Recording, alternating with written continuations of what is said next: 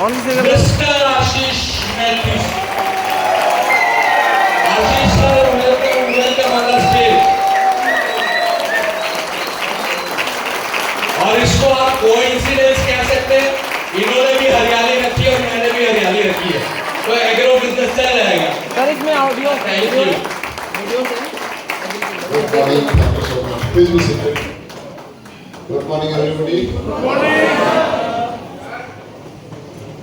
Great. So, हम अपने session पे चलते हैं आगे एग्रीकल्चर पे। कितने लोग यहाँ बैठे जिनका एग्रीकल्चर बैकग्राउंड है? और काफी लोग हैं एग्रीकल्चर ऑलरेडी कर रहे हैं ना। तो आप लोगों को बहुत अच्छे रिजल्ट्स भी मिले हैं ना। ओके, देखिए एग्रीकल्चर एक ऐसा फील्ड है जहाँ पे बहुत ग्रोथ के चांसेस हैं। आप देखेंगे जब पूरे इंडिया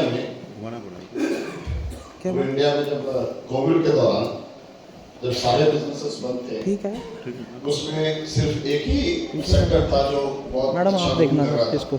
एक ही सेक्टर था जहाँ पे जीडीपी जिसने सपोर्ट किया था वो था एग्रीकल्चर। और याद एग्रीकल्चर कितना बड़ा ऑप्शन मतलब पोटेंशियल है बिजनेस को लेकर। ठीक है, यहाँ से इसको ना 2-3 बार खेतीबाड़ी कर रहे हैं, कोई इंटरेस्ट भी नहीं होगा खेतीबाड़ी, फिर वो पकड़ लेगा। नॉर्मल जिंदगी। अब जो मर्जी आ जाए, चाहे एआई आ जाए, जो मर्जी टेक्नोलॉजी आ जाए, जो फूड है, जो खाना है, वो तो हमें अपने प्लेट में चाहिए और कोई ना कोई उसके लिए तो मेहनत कर रहा है ना। और वो मेहनत के साथ साथ अपनी खेती को बढ़ाने के लिए बहुत कुछ खेतों में डाल भी रहे हैं। जब हम लोग खेतों अभी किसानों से मिल रहे तो मालूम चल रहा है कि कई लोग खेत में नमक डाल करके भी खेती को बढ़ाने की कोशिश कर रहे हैं ना। नमक डालते हैं, जो लोग लीज पे खेत दे रहे हैं उनको जमीन से कोई प्यार नहीं है, उनको अपनी सिर्फ अपना पैसा वापस लेना है, तो जमीन में बहुत सारा नमक डाल रहे हैं ताकि उनका प्रोडक्शन बढ़े। उसका नुकसान क्या है कि जमीन कुछ सालों के बाद बंजर हो जाए, राइट। तो मैं आपसे बिल्कुल बेसिक्स में बात करूंगा, जो लोग खेती बाड़ी नहीं भी जानते उनको भी कुछ चीज़ें समझ में आ जाएंगी। और बाकी जब आप फील्ड में जाएंगे, किसानों के बीच जाएंगे, तो बहुत चीज़ें किसान ही आपको सिखा देते हैं, है ना। किसान ऐसा एक सेगमेंट है जो आपको भी मना नहीं करता। जब आप उससे बातें करेंगे, रिलेशन बनाएंगे, तो कभी भी किसान आपको ना बोल के नहीं भेजता, कम से कम अच्छे से रिलेशन बना के घर बुला के चाय वाय पिला के भेजेगा। बाकी फिर आपका एक वो होना चाहिए कि आप कैसे उनसे रिलेशन बना पाते हैं। तो आप देखोगे एग्रीकल्चर का जो सेगमेंट है,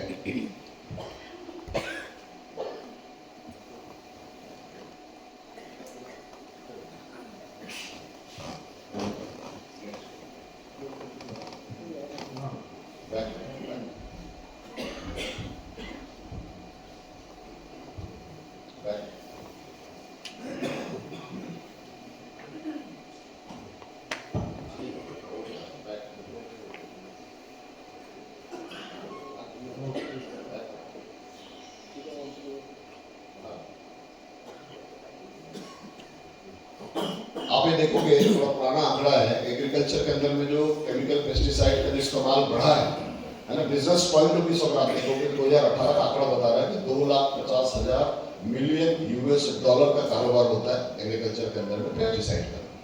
और आपने नोटिस भी किया होगा आपके गाँव में, आपके एरिया में जो लोग पेस्टिसाइड की शॉप चला रहे हैं, आप देखेंगे कुछ सालों के अंदर वो सारे लोग बहुत ज़्यादा अमीर बन जाते हैं, क्योंकि बहुत ज़्यादा बिजनेस वॉल्यूम उनका जनरेट होता है, राइट। तो मार्केट साइज आप देखोगे तो एवरी ईयर ये कंजम्पशन बढ़ता ही जा रहा है। ये सोर्स फिक्की का है, तो फिक्की का है तो ऑथेंटिक सोर्स है, और 2018 तक का सोर्स, अभी तो और भी ये बढ़ गया है ना।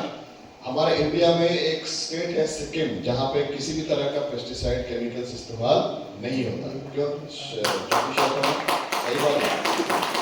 हमारे बीच में सिक्किम से यहाँ पे 2 लोग बैठे हैं, चूँकि मैं वहाँ पे हाई कोर्ट की सीनियर लॉयर है ना, तो आप इनसे कंफर्म भी कर सकते हैं कि मैं बोल रहा हूँ सही बोल रहा नहीं बोल रहा।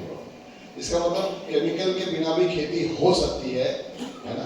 क्योंकि लोग सोचते हैं कि केमिकल के बिना खेती कैसे होगी, किसान के अंदर डरते हैं, तो आप इनसे बैठ के समझ सकते हैं 100% ऑर्गेनिक स्टेट है, वहाँ केमिकल इस्तेमाल करना कानूनी लॉ के अगेंस्ट है, राइट, है ना, रूल है वहाँ पर। तो सोच के देखो उसके बिना भी खेती वहाँ पे हुई। तो अब धीरे धीरे कई स्टेट्स इसको अडॉप्ट कर रहे हैं। उत्तराखंड में भी कुछ एरिया में हुआ है ना, किसान भी धीरे आगे बढ़कर इन चीज़ों को अडॉप्ट कर रहे हैं। क्यों अडॉप्ट कर रहे हैं? क्योंकि केमिकल पेस्टिसाइड के बहुत ज़्यादा खतरे, बहुत ज़्यादा नुकसान हो रहे हैं उसके, है ना। बहुत आमिर खान का एक प्रोग्राम भी आया था, सत्य में हुए थे, उसमें भी केमिकल पेस्टिसाइड को लेकर के बहुत डिबेट हुआ था। तो आप देखेंगे डॉक्टर देवेंद्र गंगा साहब बैठे पीजीआई में, राइट, पीजीआई में डॉक्टर है। इन्होंने बताया कि जो नवजात बच्चे पैदा हो रहे हैं, है ना, उनके जो मल द्वार हैं कई बार उसमें प्रॉब्लम से तो आर्टिफिशियली बनाना पड़ रहा है। और ये क्यों हो रहा है? क्योंकि जब माँ प्रेगनेंट है तो जम के फ्रूट्स, जम के सलाद खाए जा रहे हैं, है ना, और उसमें केमिकल के ट्रेसेस हैं। और जब बच्चे जो पैदा हो रहे हैं वो भी बहुत सारे डिफॉर्मिलिटी के साथ पैदा हो रहे हैं। ऐसा ही हो रहा है सर, आपने बताया था पीजीआई के पेडियाट्रिक वार्ड में जाके देख सकते हो, उसके नुकसान बहुत ज़्यादा होते जा रहे हैं, राइट। तो उससे अगर बचना तो क्या होगा कि अभी खेती में हमारे पास दो ऑप्शन है, किसान से जब भी आप बात करते हैं दो ऑप्शन है, या तो केमिकल खेती करें या वो ऑर्गेनिक खेती, जैविक खेती करें, राइट। दो ही ऑप्शन होता है। जब केमिकल खेती को हम मना करते हैं कि आप इसको कम इस्तेमाल करो या ना करो, किसान पूछता है हम करें क्या? तो ऑप्शन क्या है? जैविक खेती। जैविक खेती जहाँ भी किसान करते हैं उनका प्रोडक्शन लॉस हो जाता है, उनका पैदावार कम हो जाता है। और वो किसान गलत नहीं बोल रहे, सही बोल रहे हैं। जैविक खेती जहाँ भी इस्तेमाल करते हैं वहाँ पैदावार कम होता है। देखो अगर तो आप शौकिया तौर पर खेती कर रहे हैं फिर कोई दिक्कत नहीं, पैदावार कम हो ज़्यादा फर्क नहीं पड़ता। लेकिन आप प्रोफेशनल तौर पर खेती कर रहे हैं जहाँ पे आपको उसी पैसे से कमा कर बच्चों को पालना है, ट्रैक्टर का EMI देना, सब कुछ देना, तो आप रिस्क नहीं ले सकते, राइट। और अगर आपका प्रोडक्शन लॉस होगा आप रिस्क लेंगे क्या? नहीं लेंगे। इसलिए किसान पंगा लेता है कि भाई हमने जैविक सुना था, किया था, रिजल्ट मिला नहीं। रिजल्ट क्यों नहीं मिलता? क्योंकि जैविक खेती में जीवाणुओं का इस्तेमाल करते हैं। जैसे घर में आप देखेंगे दही में बैक्टीरिया है, दही पेट के लिए अच्छा होता है। आप दही को फ्रिज में रख दो, दोबारा दही को बाहर निकाल कर दूध डालेंगे, दही जमाएंगे, दही जमता नहीं। आपने अनुभव किया होगा या आप जाके कर लेना, देख लेना, जमता नहीं। क्यों नहीं जमता? क्योंकि दही में जो गुड बैक्टीरिया थे वो ठंड के कारण मर गए। तो जब भी टेम्परेचर 7 डिग्री से नीचे चला गया या गर्मी 34-35 से ऊपर चला गया तो जो बैक्टीरियाज हैं वो सर्वाइव नहीं कर पाते, वो मर जाते हैं। इसीलिए हमारे नॉर्थ इंडिया में खासकर जहाँ एक्सट्रीम ठंड, एक्सट्रीम गर्मी है, जैविक खेती के बहुत अच्छे रिजल्ट्स नहीं आते, है ना। आने में बहुत साल लग जाते हैं। या कुछ टेम्परेचर में तो ठीक रिजल्ट आते हैं, बट इस मौसम में या गर्मी के मौसम में रिजल्ट ड्रॉप करते हैं। जितने भी जैविक खेती में किसान काम कर रहे हैं, नॉर्मल गेहूं अगर 18 क्विंटल निकलता है एक एकड़ से, तो उनका निकलेगा 12 क्विंटल, 13 क्विंटल, 11 क्विंटल, उतने निकलेगा, है ना। तो 7-8 क्विंटल अगर लॉस हुआ तो किसान बर्दाश्त नहीं कर पाएगा। इसलिए कई किसान जैविक खेती करने के बाद दोबारा फिर से केमिकल खेती में आ जाते हैं। तो हम उनको क्या ऑप्शन दे रहे हैं कि तीसरा भी एक ऑप्शन है जिसको बोलते हैं हम बायोस्टिमुलेंट ऑर्गेनिक खेती। क्या है? Biostimulant organic agriculture, right. हम लोग इसमें काम कर रहे हैं बायोस्टिमुलेंट ऑर्गेनिक। और बायोस्टिमुलेंट ऑर्गेनिक क्या है कि ये भी ऑर्गेनिक प्रोडक्ट है, इसमें किसी तरह का जहर नहीं है, लैब में टेस्टेड प्रोडक्ट्स है। आपको अलग से दूध, छाछ, जीवामृत वो सब बनाने की जरूरत नहीं है, लेबर आपका कम लगेगा। और ये चाहे 55 डिग्री भी टेम्परेचर चली जाए, चाहे -डिग्री में भी टेम्परेचर हो, ये हर जगह अच्छा रिजल्ट देगा। मतलब इसके इस्तेमाल करने से आपका प्रोडक्शन लॉस नहीं होगा। जब भी आप किसान से बात करें तो यही से शुरुआत करना है, क्योंकि किसान ऑलरेडी बहुत सारे एक्सपेरिमेंट करके बैठे हैं। आप पहली बार जा रहे होंगे, शायद आप पहली बार इसमें काम कर रहे होंगे, लेकिन किसान ऑलरेडी कई सालों से काम कर रहा है अपने खेत में और उसने कई सारे एक्सपेरिमेंट करके बैठे होंगे। तो आपने पहले ही अंतर समझा देना कि हम लोग जैविक खेती नहीं है, जैविक खेती में जीवाणुओं का इस्तेमाल होता है और टेम्परेचर की वजह से जीवाणु सर्वाइव नहीं कर पाते, इसलिए रिजल्ट कम आते या नहीं आते। लेकिन हमारा क्या है? बायोस्टिमुलेंट ऑर्गेनिक, लैब में टेस्टेड प्रोडक्ट्स हैं और ये 50-55 डिग्री टेम्परेचर भी हो जाए तब भी काम करेगा और माइनस में चले जाए तब भी ये काम करेगा। टेम्परेचर का इसमें कोई भी लेना देना या रुकावट नहीं है। ये कॉन्फिडेंस अगर आपने दे दिया तो फिर वो आगे सुनने को तैयार है, राइट। अब अगला आपने क्या बोलना है कि देखो हर हलवाई बोलता है मेरा हलवा तो अच्छा है, लेकिन कौन बोलेगा अच्छा? जिसने खाया या गवर्नमेंट की कोई एजेंसी जो उसको सर्टिफाई कर रही है, राइट। तभी आप विश्वास करेंगे ना। तो हमारा जो प्रोडक्ट्स है, जो इंडिया ग्रो के हमारे जो प्रोडक्ट्स हैं, ये सारे के सारे NPOP सर्टिफाइड प्रोडक्ट्स हैं। NPOP, national programme for organic produce, national programme for organic produce, NPOP certified products. अब इस सर्टिफिकेशन का वैल्यू क्या है आप ये समझाइएगा उनको, उससे आप कोरिलेट कर सकते हैं। देखो जी, अभी इंसानों के लिए दवाइयाँ हैं, एक एलोपैथी दवाई है ना, जो बहुत जल्दी रिजल्ट देती है, लेकिन लॉन्ग रन में वो किडनी, लिवर डैमेज करती है। दूसरा है आयुर्वेदिक दवाइयाँ। आयुर्वेदिक में कोई भी साइड इफेक्ट नहीं है, बच्चों को भी ले सकते हैं, लेकिन आयुर्वेदिक फील्ड के अंदर में इसके लिए कोई सर्टिफिकेशन पहले नहीं था, तो बहुत सारा आयुर्वेदिक हर्बल के नाम से लोग कुछ भी बेच रहे थे। फिर भारत सरकार ने 2013 में क्या किया, एक आयुष मंत्रालय बनाया। अब जो आयुर्वेदिक प्रोडक्ट्स अगर आपको अच्छे चाहिए तो आपको कंफ्यूज होने की जरूरत है, सीधा देख लो आयुष मंत्रालय का अगर ठप्पा लगा है तो उससे बेहतर कोई प्रोडक्ट्स मार्केट में नहीं हो सकता। सिंपल है, राइट? जैसे हमारा एलिमेंट्स है ना, उसी तरह ऑर्गेनिक एग्रीकल्चर में भी ऑर्गेनिक इसके नाम से बहुत से लोग बेच रहे थे, है ना। इवन राजस्थान में तो कई सारी फैक्ट्रियाँ पकड़ी गई जहाँ पर सिर्फ मार्बल का चूड़ा राख उसमें कलर डाल के ऑर्गेनिक के नाम पर बेच रहे थे, राइट। तो ये डुप्लीकेसी ना हो इसके लिए भारत सरकार ने क्या किया, एक NPOP सर्टिफिकेट देना शुरू किया। अब जो NPOP सर्टिफिकेट है ये कुछ आंकड़े जो बता रहे पेस्टिसाइड का मार्केट कितना बड़ा है, कैसा है, कंजप्शन सारा कुछ है। अब देखो सबसे ज्यादा कंजप्शन पेस्टिसाइड का आप देखोगे तो 20% महाराष्ट्र में, पंजाब में 16%, तेलंगाना और आंध्र प्रदेश मिला के 30%। ये ऐसे स्टेट्स हैं जहाँ पे बहुत जम के और बहुत बड़े पैमाने पर पेस्टिसाइड का इस्तेमाल हो रहा है। जो लोग इन स्टेट्स में हैं, स्टेट के आसपास हैं, है ना, तो आप समझ लो आपके पास कितना बड़ा मार्केट पोटेंशियल है, कितना बड़ा मार्केट को आप एक्सप्लोर कर पाएंगे, राइट। ये बस बिजनेस के मॉडल के हिसाब से मैंने बताया। अब जैसे मैंने बताया शुरू में कि वृक्ष आयुर्वेदा है, इसमें किसी प्रकार का जहर नहीं है, हम इसको वृक्ष आयुर्वेदा भी बोलते हैं। जब आप किसानों से बात करें तो क्या बोलना, वृक्ष आयुर्वेदा। जैसे हमने आयुर्वेद को समझाया तो हमारा क्या है बेस्ड ऑन वृक्ष आयुर्वेदा, बायोसिमिलर वृक्ष आयुर्वेदा। पेड़ों के ही तेल से अर्क से निकाल के सारे प्रोडक्ट्स को बनाया गया है और हमारा प्रोडक्ट क्या है, विष रहित है, किसी प्रकार का जहर नहीं है। अब सवाल आ सकता है कि अगर जहर नहीं है तो कीड़ों की रोकथाम होगी कैसे, कीड़े मरेंगे कैसे, आ सकता है सवाल। आपने बोला जी जहर नहीं है तो कीड़े कैसे मरेंगे, कीड़ों को मारने तो जहर चाहिए, तभी तो हम जहर छिड़क रहे थे सालों से, है ना। ये सवाल आ सकता है। तो इस चीज को आप हमें बहुत ध्यान से समझिएगा और बार बार रिपीट कीजिएगा कि हमने बोला हम बायोसिमिलर पे किसी प्रकार का जहर नहीं है, फिर कीड़ों की रोकथाम होती कैसे। देखो जो कीड़े होते हैं, जैसे हमारे गले में टॉन्सिल होता है, छोटे बच्चे अगर ठंडा पानी पी ले, आइसक्रीम खा ले तो टॉन्सिल बढ़ जाता है ना। हम भी कल खूब चिल्लाए ठंडा पानी पिए, मेरा भी आज गला थोड़ा सा बैठा हुआ, राइट। अब इसको ठीक करने के क्या करेंगे, गर्म पानी की तैयारी करने या डॉक्टर के पास गए मेडिसिन लेने, हमारा गला ठीक हो जाएगा। कीड़ों के भी गले में मैंडिबल्स बोलते हैं उसको, कीड़ों के गले में टॉन्सिल समझ लो उसको मैंडिबल्स बोलते हैं, राइट। तो जैसे हमारे दवा के संपर्क में आता है, जो भी कीड़ा जिसने फसल को चबाया हमारे दवा के संपर्क में आया, उसका गला चोक हो जाएगा। और गला चोक हो गया तो उनकी कम्युनिटी में अभी तक कोई डॉक्टर आया नहीं, गर्म पानी करा रहे उनको पता नहीं, तो गला चोक हो गया तो भूख से खा नहीं पाएंगे और भूख से तड़प करके जमीन के ऊपर सतह में आ जाएंगे। जितने भी जमीन के कीड़े हैं वो जमीन के बाहर आ जाएंगे। और आपने देखा भी होगा जहाँ जहाँ भूस का गला, आपको देखा होगा जमीन के बाहर बहुत से वाइट वाइट कीड़े आ रहे हैं, तो तड़प करके बाहर आ जाते, कुछ खा नहीं पाए। और जैसे जमीन के बाहर आएंगे, हमारे बहुत सारे मित्र कीट भी है, पक्षी है जो कीड़ों को खाते हैं, वो उठा के ले जाएंगे, या धूप में उनके बॉडी से कैल्शियम निकल जाएगा, उनकी डेथ हो जाएगी। तो हमने कीड़ों को तो मारा, लेकिन हमने जहर से नहीं मारा, नेचुरल तरीके से मारा। Getting my point? इसका फायदा क्या होगा, कीड़ों के अंदर ड्रग रेजिस्टेंस नहीं होगा। आजकल क्या होगा, किसान से पूछ के देखिएगा, कोरोजन जो सबसे खतरनाक दवा है, बहुत जहरीला दवा है, अगर कोरोजन की एक बोतल यहाँ खोल कर देना तो इस रूम में कोई सांस लेना मुश्किल हो जाएगा, इतना खतरनाक है।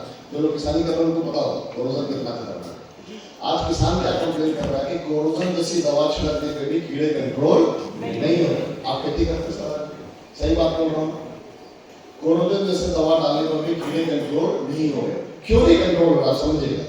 कीड़े इसलिए कंट्रोल नहीं हो रहे, कीड़ों के अंदर ड्रग रेजिस्टेंस हो गया है ना। जैसे कोरोना वायरस बार बार अपना वो चेंज कर रहा था, वैसे कीड़ों के अंदर भी ड्रग रेजिस्टेंस। आप देखिएगा, आप घर में जब गुड नाइट जलाते थे पहले, गुड नाइट राइट ऑन करते थे, मच्छर भाग जाते थे, मर जाते थे।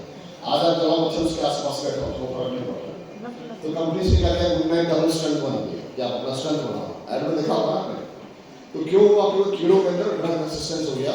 तो पहले जिस डोज से कीड़े मर रहे थे, अब उस डोज से कीड़ों को फर्क नहीं पड़ रहा, क्योंकि जब आपने छिड़का आधे कीड़े मरे, आधे बच गए, जो बच गए उनके अंदर ड्रग रेजिस्टेंस हो गया, जीन म्यूटेशन हो गया। तो अब किसान क्या कर रहा है, डोज बढ़ा के डाल रहा है, उसका नुकसान क्या हो रहा है, जमीन बंजर हो रही है, पानी खराब हो रहा है ना, और खुद की तबीयत खराब हो रही है। जब केमिकल पेस्टिसाइड छिड़कते हैं तो कई बार किसान की भी मौत हो गई है खेत के अंदर, ऐसा देखने को मिला, किसान की तबीयत खराब हो जाती है, जहरीला है। तो हमारा प्रोडक्ट क्या है, बिल्कुल भी जहर नहीं है, चाहे भूअस्त्र हो चाहे बाकी इंसेक्टिसाइड हो, बिल्कुल भी जहर नहीं है। इवन मैं तो अपने जब हम बात करते हैं तो किसानों को ढक्कन हमारे पास होता है, MI से खोल के बोलता सुन के देखो इसको।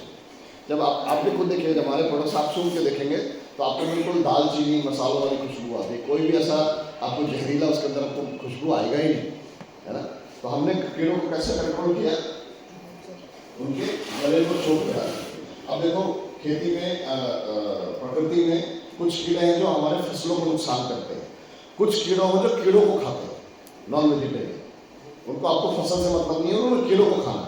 लेकिन जब हम हार्श केमिकल छिड़कते हैं तो क्या होता है, जो हमारे मित्र कीट है वो भी मर जाते हैं।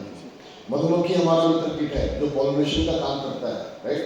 फूल में क्या बोलते हैं, पराग को हर जगह लेके जाते हैं, साइंस में पढ़ा है हमने। मधुमक्खी भी खेत से गायब हो गए। हमारा मित्र कीट है केचुआ, अर्थवर्म, जो मिट्टी को भुरभुरा बना कर रखता है। आज किसी भी खेत में जाओ अर्थवर्म है ही नहीं, गायब हो गए, क्योंकि जान का डर तो उनको भी है। तो हमने क्या करना है कि हमारा पुराना टेक्निक, एंशिएंट नो हाउ, जो पुराने हमारे बुजुर्ग खेती करते थे, मित्र कीटों को भी इस्तेमाल करवाते थे। और चूंकि साइंस का जमाना है तो मॉडर्न डे टेक्निक दोनों के मिश्रण के साथ खेती करना है।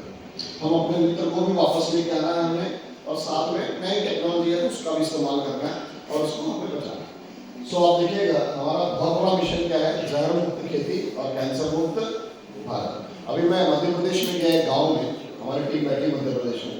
उस गांव में उन्होंने क्या बोला कि हमारे गांव पानी जो है पीने का, जब जाते हैं ऑफिस विशिष्ट आते पानी पिलाते हैं, उस गांव में पीने का पानी दूसरे गांव से आता है। तो मैंने बोला इतना समृद्ध गांव है यार, इतना हरियाली दिख रहा है और हम लोग बिल्कुल खेत के आसपास ही घर बने हुए हैं, ऐसा क्यों? बस हमारे गाँव का पानी पीने लायक दे रहा। मैंने बोला आसपास कोई फैक्ट्री है क्या? बोले कोई फैक्ट्री नहीं, दूर दूर तक कोई फैक्ट्री नहीं। मध्य प्रदेश इंदौर और भोपाल के बीच में गाँव है। आप सोच कर देखो क्यों? क्योंकि सारा खेती वाला बेल्ट है, जम के पेस्टिसाइड का इस्तेमाल हो रहा है और पानी इतना कंटामिनेटेड हो गया कि गांव के लोग उस पानी को नहीं पी रहे। तो हमने उनसे यही बात की, कब तक चलेगा ऐसा? आप क्या देके जा रहे हैं अगले जनरेशन को? और ये खेती के लिए कर रहे हैं तो उसका ऑप्शन है आपके पास, आप बिना जहर डाले भी काम हो सकता है, या उसको हम मिनिमाइज कर सकते हैं धीरे धीरे, है ना। जब आप ये बातें करेंगे तो लोग सुनने को तैयार होते हैं, ऐसा नहीं लोग तैयार नहीं होते, लेकिन आपको बातों को करना पड़ेगा, उनको समझाना पड़ेगा, राइट। अब आप देखोगे नेक्स्ट,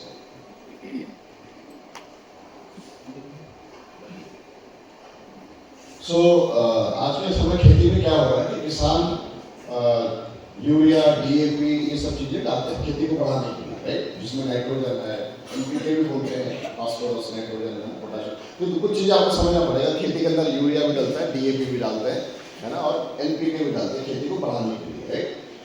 अब कितना डालना है, कैसे डालना है, किसान को आइडिया होता है। आज के खेत में डेट में क्या हो रहा है, जो लोग खेती कर रहे हैं, आप देखना यूरिया डीएपी का डोज डबल डोज डाला जा रहा है, राइट, डबल डोज डाल रहे हैं। डबल डोज क्यों डाल रहे हैं? मतलब जितना रिक्वायर्ड है, मतलब 2 बोरी का रिक्वायरमेंट है, किसान 4 बोरी, 5 बोरी, 6 बोरी तक भी डाल रहा है। क्यों डाल रहा है? प्रोडक्शन को बढ़ाने के लिए। अब आपने किसान से टेक्निकल बात करना है कि देखिए जब डबल डोज डालेंगे क्या होगा, धीरे धीरे आपकी जमीन बंजर हो जाएगी। आज भी आप देखेंगे खेती के अंदर में जो किसान खेती कर रहा है तो जमीन हार्ड हो गई है। पहले हल से लैंड प्रिपरेशन जो होता है, जैसे खेती के अंदर जिन लोग नहीं मालूम खेती, आप अचानक से वो बीज नहीं फेंकते। पहले किसान क्या करेगा, जमीन को तैयार करेगा, लैंड प्रिपरेशन बोलते हैं, एलपी बोलते हैं शॉर्ट फॉर्म में, लैंड प्रिपरेशन। जब आप लैंड प्रिपरेशन करते हैं तो पहले हल से खेत जोतते थे, चलो टेक्नोलॉजी आ गई, ट्रैक्टर्स आ गए, अच्छी बात है। आज के डेट में अगर जमीन को फाड़ना हो, लैंड प्रिपरेशन करना हो तो हॉर्स पावर ज्यादा वाला ट्रैक्टर चाहिए। छोटा कम हॉर्स पावर वाला ट्रैक्टर काम करेगा ही नहीं, उस पर जमीन इतनी हार्ड हो गई है ना। तो क्यों जमीन इतनी हार्ड हो गई? क्योंकि यूरिया डीएपी जो हम इस्तेमाल जम के कर रहे हैं उसकी वजह से जमीन हार्ड हो गई है। जोगिंदर जी रिकॉर्डिंग चल रही थी, रिकॉर्डिंग रिकॉर्डिंग बता देते ना, रिकॉर्डिंग चल रही थी। छोड़ दो नहीं बता देता, छोड़ दो। और जोगिंदर जी तकलीफ नहीं होनी चाहिए, आप कैमरा हटा दो इसका। कह रहे मैं फोटो नहीं ले पा रहा, आप बता देते। राइट, क्लियर है, समझ रहे हैं? किसान से आपने क्या बात करना, उनसे पूछना है सर आपकी जमीन कैसी है, सॉफ्ट है, लूबी है या सख्त है? किसान आगे आ जाना हो गई। सख्त होने का कारण क्या है? यूरिया डीएपी का ज्यादा इस्तेमाल। तो जमीन जितनी सख्त होगी उतनी गंदे हो जाएगी। आपने किसान से सिंपल पूछना, सर आपको जमीन आपके पूर्वजों से मिली होगी, आप अगले अपने बच्चों को पास ऑन करके जाएंगे। आज के डेट में आपको प्रोडक्शन कम मिल रहा, बच्चों को क्या मिलेगा? कुछ नहीं मिलेगा, जमीन बंजर होगी, जमीन सपोर्ट नहीं करेगी, जमीन की अपनी जो उर्वरक क्षमता है वो कम होगी। इसको सिंपल आप और समझा सकते हैं कि देखो जैसे एक स्त्री जब माँ बनती है, प्रेग्नेंट होती है, तो जैसे मालूम चलता है इम्यूनिटी का खुराक बढ़ जाता है, अलग अलग इंजेक्शन, अलग अलग कैल्शियम है, अच्छा खाना देना शुरू करते हैं। अगर माँ कुपोषण का शिकार हो गई तो जो बच्चा पैदा होगा उसकी क्या हालत होगी? ऑटोमेटिकली कुपोषण का शिकार होगा। बच्चा अगर 2-2.5 किलो का पैदा हो गया तो वो इम्यूनिटी आईसीयू में भर्ती करना पड़ेगा, और जब वो बड़ा भी होगा तो उसको बार बार बीमारियां लगती रहेंगी, बार बार हॉस्पिटल जाते रहना पड़ेगा, क्योंकि उसका इम्यूनिटी वीक है। वैसे ही धरती माँ हमारी क्या है? धरती माँ। धरती माँ अगर कमजोर है, धरती माँ अगर बीमार है, धरती माँ बंजर है, जो भी बच्चे पैदा होंगे, चाहे धान मूली जो मर्जी ले लो, वो क्या होगा? कमजोर पैदा होगा, उसकी इम्यूनिटी कमजोर होगी और बार बार वो फसल बीमार पड़ेगा। फसलों में भी वायरस की प्रॉब्लम आती है, फसलों में भी फंगस की प्रॉब्लम आती है, उसके अगर इम्यूनिटी कम हो तो बार बार इंसेक्ट्स अटैक्स होते रहते हैं। तो हमारा काम क्या है? जमीन की ताकत को बढ़ाना, माँ को मजबूत करना। पहला मिशन क्या हमारा? माँ को मजबूत करना है। जमीन की ताकत बढ़ेगी तो इम्यूनिटी अपने आप ही स्ट्रॉन्ग रहेगी। जिस तरह हम इंसानों की इम्यूनिटी है, पौधों की भी इम्यूनिटी होती है, राइट? हम इंसानों को भी फंगस की प्रॉब्लम आती है, मेरा कपड़ा पहने तो हमारे को दांत खा कुछ भी हो जाता है, पौधों को भी आती है, तो जमीन में हमेशा रहते हैं। हमें भी वायरस की दिक्कत आती है, अगर बैठ के आपको छींक दे तो हो सकता है वो आपको भी छींक की प्रॉब्लम आ जाए, वायरस फैलता है, वैसे पौधों में भी होता है। लेकिन अगर आपकी इम्यूनिटी मजबूत है, तो आप कवच प्राश का इस्तेमाल रेगुलर कर रहे हैं, तो वायरस की दिक्कत आएगी क्या? नहीं आएगी, क्योंकि आपका इम्यूनिटी मजबूत है। सेम पौधे के साथ भी सेम फ्रूट्स। तो आपने किसान को ये समझाना है कि हमने कहाँ काम करना है? जमीन की ताकत को बढ़ाने के लिए। सबसे पहला जो यूरिया डीएपी डाल के डबल डोज डाल के पैदावार बढ़ाने की कोशिश कर रहे हैं, उसके डोज को हम धीरे धीरे कम भी करेंगे, राइट? ये मैं सर्टिफिकेशन की बात कर रहा था, एलपीओ सर्टिफिकेशन। इकोसर्कुल के लैब है फ्रांस की, ये 130 देशों में टेस्टिंग का ही काम करते हैं, बहुत बड़ी लैब है, एक बहुत रेप्यूटेड लैब है, 130 कंट्रीज में टेस्टिंग का ही काम करते हैं। इन्होंने हमारे सारे प्रोडक्ट्स को टेस्ट किया, इंडिया ग्रो के ब्रांड के सारे प्रोडक्ट्स यहाँ टेस्ट हुए।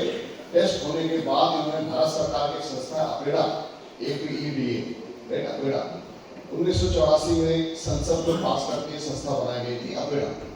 आज के डेट में अगर आप किसान हैं और अपनी पैदावार को विदेश में भेजना चाहते हैं तो अपेडा के सर्टिफिकेट के बिना नहीं जा सकता। तो भारत सरकार की संस्था अपेडा है, उसका फुल फॉर्म आप गूगल करके देख लीजिए, agriculture products research development authority करते, राइट? तो हमें एनपीओ की सर्टिफिकेट किसने दिया? अपेडा ने, भारत सरकार की संस्था ने। कब दिया? जब इकोसर्ट जैसे लैब में हमारे सारे प्रोडक्ट टेस्ट हुए, पास हुए, उन्होंने रिकमेंडेशन दिया, तब जाके हमें ये सर्टिफिकेशन मिला। क्लियर है? तो हम लोग सर्टिफाइड प्रोडक्ट्स हैं, मतलब हम ये नहीं बोल रहे कि हम ही सबसे बेस्ट है, बट हम भारत सरकार के जो भी मानक है, तय मानक है, उसके हिसाब से सर्टिफाइड है। और आज के दिन में बहुत कम प्रोडक्ट्स हैं एग्रीकल्चर के अंदर में जो इस तरह के ऑर्गेनिक सर्टिफिकेशन के साथ मार्केट में काम करते हैं। आपकी जानकारी के लिए बता रहा हूँ, आप अमेजोन में सर्च कर लेना, अमूल ऑर्गेनिक आटा। अमूल वाले से दूध दही नहीं बेचते, आटा भी बेच रहे हैं, ऑर्गेनिक आटा बेच रहे हैं, और उनके ऑर्गेनिक में आपको यही सर्टिफिकेट यही दिखेगा इंडिया का, ये अपना जो दिखेगा, राइट? दिस वन, ये वाला इंडिया ऑर्गेनिक है। तो इवन जितने भी ऑर्गेनिक कंपनीज आपको सर्टिफिकेशन दिखाई पड़ेगा, एनपीओपी नंबर भी दिखाई पड़ेगा। तो कंपेयर करके आपकी जानकारी से आपको बता रहा हूँ, आपको समझना और आसान हो जाएगा कि इसकी वैल्यू क्या है, राइट? क्लियर है? यहाँ तक क्लियर है? कोई सवाल तो नहीं? कोई सवाल अभी तक? सर जो अपेडा है, अपेडा ये भारत सरकार की ही एक बॉडी है। 1984 में पार्लियामेंट में पास करके संस्था को बनाया गया भारत सरकार ने। और ये ऑर्गेनिक को जो बाहर भेजते हैं सिर्फ उसी के लिए कि इंडिया में भी जो भी एग्रीकल्चर में रिसर्च हो रहे हैं, स्टडीज हो रहे हैं, उसमें इनका बहुत बड़ा रोल है। अगर आपको कोई प्रोडक्ट्स बाहर भेजना है, इसके सर्टिफिकेशन वो सारा काम करते हैं, किसानों को हेल्प करना है ना, सर्टिफाई करना, मतलब गवर्नमेंट का काम है एग्रीकल्चर के अंदर। तो एनपीओ की सर्टिफिकेट किसने दिया है? अपेडा ने दिया है। हाँ, कब दिया? जब इकोसर्ट ये सारा कुछ पास हो गया, उसके बाद मिला है, राइट? टेस्टिंग। तो ये किसान का फेयर भी बढ़ाएगा, आपका फेयर भी बढ़ाएगा, इस सर्टिफिकेशन की वैल्यू, राइट? और एग्रीकल्चर ऑर्गेनिक में ये है, ओके। तो बायोस्टिमुलेंट आपको मैंने बता दिया, वृक्ष आयुर्वेदा टेक्नोलॉजी आपको बता दिया, हम लोग किसमें काम कर रहे हैं? वृक्ष आयुर्वेदा। समझ आसान है? आयुर्वेद इंसानों का आयुर्वेद कोई साइड इफेक्ट नहीं है, इसका वृक्ष आयुर्वेदा प्लांट्स के कोई भी साइड इफेक्ट, जमीन के कोई भी साइड इफेक्ट नहीं है। अब आप देखो, जब किसान केमिकल का स्प्रे कर रहा है, तो स्प्रे अगर ओवर कर रहा है, जो भी कर रहा है, तो बारिश के माध्यम से वो स्प्रे कहाँ जा रहा है? जमीन। और जमीन में धीरे धीरे जमीन पे पानी के स्रोत तक भी पहुंच रहा है। आज आप देखोगे बोलते हैं ना कि दूध पीने से हम तंदुरुस्त रहते हैं। अभी टेस्ट हुआ तो मालूम चला कि गाय के दूध में भी यूरिया के कण निकले, पेस्टिसाइड के कण निकले। अब गाय जाके तो यूरिया नहीं खा रही है, लेकिन जो फूड उसके लिए आ रहा है उसके अंदर में यूरिया का कंटेंट बहुत ज़्यादा है। तो क्या ऑटोमेटिकली सारा फूड सर्कल डिस्टर्ब हो गया है ना। पानी में कंटामिनेशन आ गया, खाने में कंटामिनेशन आ गया, दूध में कंटामिनेशन आ गया, और किसान कोई खुशी नहीं कर रहा है काम, क्योंकि उसके लिए मजबूरी है, नहीं करेगा तो करेगा क्या। तो हम उनको क्या दे रहे हैं, एक सोल्यूशन कि आप जैविक खेती, ऑर्गेनिक खेती, केमिकल खेती, जैविक खेती, और थर्ड क्या है बायोसिमिलर। जैविक कोई नुकसान होता है, मैं भी मानता हूँ कोई नुकसान का कारण ये है ना, कोई जीवाणु मर जाते हैं, लेकिन हमारे इसमें वो ऐसा कोई प्रॉब्लम ही नहीं है। आपको प्रोडक्शन लॉस नहीं होगा, पहले ही से आपको प्रोडक्शन बढ़ के ही मिलेगा।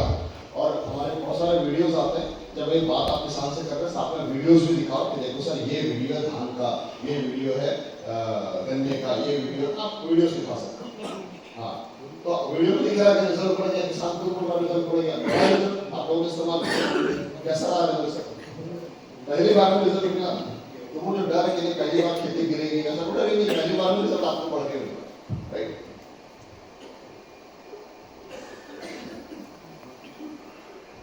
अब देखो हमारे पास जो रेंज है ना, अभी खेती में 4 चीजों का इस्तेमाल होता है। पहला बीज, सीड, दूसरा फर्टिलाइजर्स, यूरिया, डीएपी, सब चीजें, तीसरा crop protection and nutrition, crop protection और न्यूट्रिशन, और चौथा मशीनरी, अलग अलग मशीन्स जो खेती में इस्तेमाल होते हैं। जनरली यही 4 चीजें खेती के अंदर इस्तेमाल होती है। पहला क्या है, सीड्स। अब देखो सीड में हर साल नए रिसर्च हो रहे हैं, कंपनीज नए सीड पैदा कर रही हैं, है ना, हाइब्रिड सीड्स आ रहे हैं मार्केट के अंदर में, राइट। अभी कॉटन में अभी कॉटन की फसलें बहुत खराब हुई, क्योंकि जो कॉटन में अभी 2nd जनरेशन सीड चल रहा था, उसमें बहुत सारी बीमारियां आ रही। अब गवर्नमेंट 3rd या 4th जनरेशन का लेके आने वाली है, राइट। इस तरह रिसर्च बहुत सारे होते हैं बीजों के अंदर में। तो पहला बीज, दूसरा फर्टिलाइजर, अलग अलग फर्टिलाइजर, तीसरा क्रॉप प्रोटेक्शन और न्यूट्रिशन, चौथा मशीनरी। हम लोग किसमें काम कर रहे हैं, हम लोग बीज में काम नहीं करते, हम लोग फर्टिलाइजर में काम नहीं करते, हम लोग कर रहे हैं क्रॉप प्रोटेक्शन एंड न्यूट्रिशन में काम कर रहे हैं। हमारा रेंज क्या है, क्रॉप प्रोटेक्शन और न्यूट्रिशन। अब इसको सिंपल भाषा में समझिएगा, क्रॉप प्रोटेक्शन और न्यूट्रिशन क्या होता है। जैसे एक बच्चा पैदा हुआ, पैदा होते के साथ ही उसको अलग अलग कई तरह के इंजेक्शन लगते हैं, क्यों, बच्चे को बचाने के लिए, क्योंकि उसको वायरस दिक्कत ना आ जाए, पोलियो ना आ जाए, है ना। अगर इंजेक्शन नहीं दिया, अगर एक बार पोलियो की बीमारी लग गई तो जिंदगी में कभी पोलियो ठीक हो ही नहीं सकता। तो प्रोटेक्शन बहुत जरूरी है, और न्यूट्रिशन ये भी बहुत जरूरी है। अभी कोई बच्चा पैदा हुआ तो पैदा होने के साथ माँ का दूध सबसे उत्तम आहार, 6 महीने के बाद बच्चे को सेरेलैक भी खिलाएंगे, दाल का पानी भी पिलाएंगे धीरे धीरे। अब बच्चा 10-12 साल का हो गया, अब बच्चा वेज भी खाएगा, नॉन वेज भी खाएगा, जो मर्जी खाएगा। अगर राधा स्वामी नहीं तो नॉन वेज भी खाएगा। अब सोच के देखो कि बच्चा 10-12 साल का हो गया, अब बच्चे की आवाज़ बदलनी है, हाइट लेगा, दाढ़ी मुछाएगा, अभी भी आप उसको दाल का पानी पिला रहे सुबह शाम दोपहर, क्या होगा, बच्चा का ग्रोथ नहीं होगा, कुपोषण का शिकार हो जाएगा, राइट। पौधे में भी सेम। किसान बोलते हैं हमारी बालियां तो आई, लेकिन बालियां खाली निकल गई, खोखली निकल गई, दाने नहीं भरे, है ना। फूल बहुत सारे आए, लेकिन झड़के गिर गए, है ना। मच्छर आया, आम का झड़के गिर गए, है ना, या नींबू में बहुत फूल आए, झड़के गिर गए, किन्नू में बहुत सारे फूल आए, झड़के गिर गए, छोटे छोटे फल थे, झड़के गिर गए। ये समस्या बहुत कॉमन है अभी, ड्रॉपिंग की समस्या। क्यों ड्रॉपिंग आ रही है, इसका साइंस समझिएगा। क्योंकि जब उसमें बालियां आ रही हैं तो पौधे को बहुत न्यूट्रिशन चाहिए। अगर मैं करें कि आपके घर में टीनेज बच्चे होंगे ना, 14, 15, 12 साल के, उनका खुराक देखना, उनकी डोज बहुत ज़्यादा है, रोटी जम के खाएंगे, जम के, है ना, है कि नहीं। उस समय अगर खुराक नहीं मिला तो न्यूट्रिशन की डिफिशियंसी होगी, तो प्रॉब्लम आएगी। उसी तरह पौधे में जब पौधा ग्रोथ ले रहा है, उसको बहुत एनर्जी चाहिए, उस वक्त वो अपना फ्रूटिंग निकाल रहा है, फ्लावरिंग आ रही है, बहुत एनर्जी चाहिए। अगर आपने उस समय उसको नहीं दिया, न्यूट्रिशन नहीं दिया, तो ये समस्या आनी ही आनी। तो हमने उस समय हम क्या करवाते हैं, ग्रो मैजिक एडवांस का या ऑलिव का स्प्रे करवाते हैं, कचपा जैसे ही। उससे क्या होता है कि बालियां एकदम से लंबी निकल के आती है। अभी सुरजीत जी ने एक वीडियो डाला था, धान में लंबी बालियां, कहाँ सुरजीत जी बैठे, हाँ आपने डाला था ना वीडियो, धान की बालें लंबी लंबी निकली है, और 12-12 इंच। वो जादू तो नहीं हुआ ना, क्यों निकली, क्योंकि समय पर राइट न्यूट्रिशन मिला, तो पौधे ने अपना प्रोडक्शन दे दिया। पौधे में ताकत थी, शुरू में बहुत सारा भी डाला था, उसकी इम्यूनिटी अच्छी थी, पौधा मजबूत था, तो आप देखना जहाँ जहाँ भी भूस्तर डलता है वहाँ पौधा शुरू से ही मजबूत हो जाता है, अच्छे तने निकलेंगे, उसकी इम्यूनिटी मजबूत होगी, जड़ मजबूत निकलेगी। बाकी काम पौधे ने खुद करना है, आपने कुछ करने की जरूरत नहीं। पौधे का पत्ता अगर अच्छा हो, पौधा खाना कहाँ से बनाता है? हमारे तरह जाकर के है ना, वो ऐसा तो नहीं बनाएगा, पौधा पत्ते से बनाता है, फोटोसिंथेसिस, धूप से खाना लेता है। अगर पौधा का पत्ता अच्छा मजबूत हो तो क्या होगा, पौधा खाना अच्छा बनाएगा, इम्यूनिटी मजबूत हो तो पौधे में बीमारियां नहीं होगी, फिर उसमें जो भी प्रोडक्शन आएगा ऑब्वियसली बढ़ करके आएगा। यही कारण है कि धान में, गेहूं में आप देखेंगे 3, 4, 5 क्विंटल तक के एक्स्ट्रा निकल करके आया, देखा ना आपने? क्यों? बिकॉज हमने वहाँ काम किया पौधे के ओवरऑल, जमीन के ओवरऑल ग्रोथ के लिए काम किया, राइट। एक आध वीडियो में आपको दिखा रहा हूँ, डॉक्टर साहब इसमें वीडियो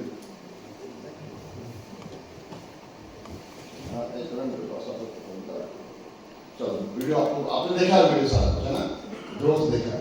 तो हमारा काम क्या है, क्रॉप प्रोटेक्शन है, न्यूट्रिशन। प्रोटेक्शन क्यों जरूरी है? जैसे ही आप पौधा लगाते हो, कोई भी पौधा पहले आप बाद में देखते, पहले उसका जड़ बढ़ता है नीचे, है ना। जड़ में जमीन में बहुत सारे कीड़े हैं जो आपको दिखाई पड़ते हैं, बहुत से दिखाई भी नहीं पड़ते, अलग अलग नाम है ना, व्हाइट ग्रब या व्हाइट सफेद सुंडी बोलते हैं जनरली, सफेद कीड़े है ना, सफेद लट बोलेंगे, ब्लैक सुंडी बोलेंगे, अलग अलग बहुत से कीड़े हैं। उनको तो जीना है, उनका फूड क्या है, हमारा प्लांट है, हमारे लिए नुकसान करेगा इसलिए हमारा दुश्मन कीट है ना। उसके अलावा बहुत सारे बैक्टीरिया, वायरस, न्यूमोटाइड्स है ना, जो जड़ों को गांठ बांध देते हैं, जड़ों फल का उसका ग्रोथ नहीं होता, पौधे का ग्रोथ ही नहीं होता है ना। वॉर्म्स अलग अलग होते हैं, हमारे बॉडी में वॉर्म्स होते हैं, वैसे जमीन में भी। तो उन चीज़ों को बचाने के लिए, प्रोटेक्ट करने के लिए सबसे पहला प्रोडक्ट क्या है हमारा, भूवस्त्र। किसान को क्या बोलना है कि शुरू में जो पौधे आप लगा रहे हैं तो 0 दिन से लेके 0 डे मतलब जिस दिन आप बिजाई कर रहे हो उस दिन से लेके 25-30 दिन तक कभी भी इसको डाल सकते हैं।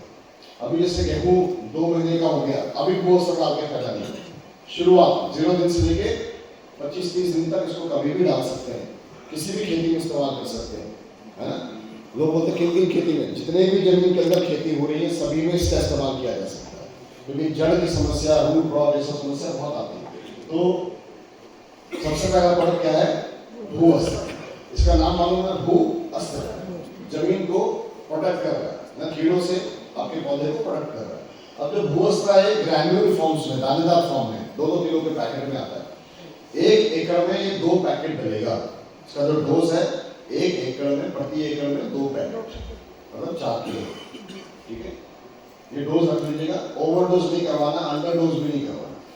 अंडरडोज डालेंगे तो उस तरह का रिजल्ट नहीं मिलेगा, ओवरडोज डालेंगे तो नुकसान है, किसान का पैसा खराब होगा, फायदा नहीं। तो डोज क्या है, प्रति एकड़ 2 पैकेट 4 किलो। और कई जगह पे बीघा का हिसाब है, कई जगह पे कनाल का हिसाब है, कई जगह पे अलग अलग है, बीघा भी अलग अलग है ना। बट एकड़ में कैलकुलेशन किसान कर लेते हैं। अभी हम लोग राजस्थान में तो 5 बीघे का ऐसे ही है ना, 5 बीघे का। अभी यूपी में गए तो वहाँ पे 1.25 बीघे का एकड़ है, तो अलग अलग है कैलकुलेशन हर स्टेट में। इन स्टेट के अंदर भी कई जगह पे अलग अलग है, यूपी में 5 है, कट्ठा है, कई मरला है, राजस्थान में 2.5 बीघे का कैलकुलेशन अलग है। सेब होता है या आम होता है, अब उसमें तो बीघे वाला बड़े पेड़ों पे भी आ रहा हूँ ना। तो ये मैं जस्ट एक कैलकुलेशन आपको बता दूं, किसान से आप मैं इनके लिए बता रहा हूँ जिसको किसानी का नहीं पता। तो आप लेमैन की तरफ जब आप जाओगे तो आपको एटलीस्ट एक चीज़ें पता होनी चाहिए, है ना। कहीं कनाल का हिसाब है कि 8 कनाल में 1 एकड़ है, तो वहाँ कंफ्यूज नहीं होना, एकड़ बोलना किसान खुद ही कैलकुलेट करके, है ना। कुछ चीज़ें किसान भी आपको सिखा देगा, राइट। तो हमारा डोज क्या है, 1 एकड़ में 2 पैकेट डालना, और इसको डालने के लिए इसको मिक्स करना है। या तो किसान यूरिया DAP अगर डाल रहा है तो उसके साथ मिक्स कर ले, और जब इसका इस्तेमाल कराएंगे तो हमने किसान को क्या बोला है कि यूरिया DAP आप 25% कम कर लीजिए। कितना कम करवाना है, 25%। जो में जाना, अरे बंद कर दो यूरिया DAP, ऐसा नहीं करना, है ना। क्यों नहीं करना, क्योंकि शराबी को भी शराब पिलाते हैं तो पिला पिला के छुड़ाते हैं, एकदम से बंद नहीं करते, है ना। विड्रॉल सिंड्रोम आ जाता है, धीरे धीरे डोज करते हैं। तो यूरिया DAP पिछले 40-50 सालों से खेत में डल रहा है, उसके बिना खेती नहीं हो रहा। आप बोलो एकदम से बंद करो तो फसल गिरेगी, ड्रॉप आएगा, इसलिए रिस्क नहीं लेना। क्या बोलना है, सिर्फ 25% करना। अगर कोई पहले से ऑर्गेनिक कर रहा है फिर तो कोई दिक्कत नहीं है, लेकिन अगर मान लो जो केमिकल के साथ ही कर रहा है उसको एकदम से बंद बिल्कुल नहीं कराना। क्या बोलना है, सिर्फ 25% ही रोज कम करना है। एक साल में 2 फसल के अंदर किसान लेते हैं, 3 फसल भी लेते हैं, है ना। तो पहला पूरा एक साल 2-3 फसल जो भी लेंगे उसमें सिर्फ 25% ही कम करना है। अगले साल और 25 कम कर लेना, धीरे धीरे 3-4 सालों में 0 भी कर लेना, कोई दिक्कत। तब तक जमीन मजबूत हो जाएगी, जमीन की अपनी उर्वरक क्षमता मजबूत हो जाएगी। देखो जब मिट्टी को टेस्ट करते हैं ना तो बोलते हैं 1 ग्राम मिट्टी में करीब 50 लाख माइक्रो सूक्ष्म जीवाणु होने चाहिए, तभी आपकी उपज क्षमता बढ़ती है। आज मिट्टी टेस्ट कराओ तो 5 लाख भी नहीं मिलेगा 1 ग्राम के अंदर। इसीलिए जमीन में ताकत नहीं तो पौधे के अंदर ताकत नहीं हो रही, इसलिए डबल डोज डालना पड़ता है। डबल डोज डाल तो जमीन सख्त होती जा रही है, बंजर होती जा रही है। इसका सोल्यूशन क्या है कि हमें जमीन की ताकत को, उसकी उर्वरक क्षमता को बढ़ाना है। कितने होने चाहिए 1 ग्राम मिट्टी में? 1 ग्राम में 50 लाख माइक्रोब्स। सुधीर जी आपने जिस खेत में खाया वहाँ खूब सारे केचुए थे, अपने आप पैदा नहीं हुआ, जमीन के अंदर थे, वो बाहर आ गए।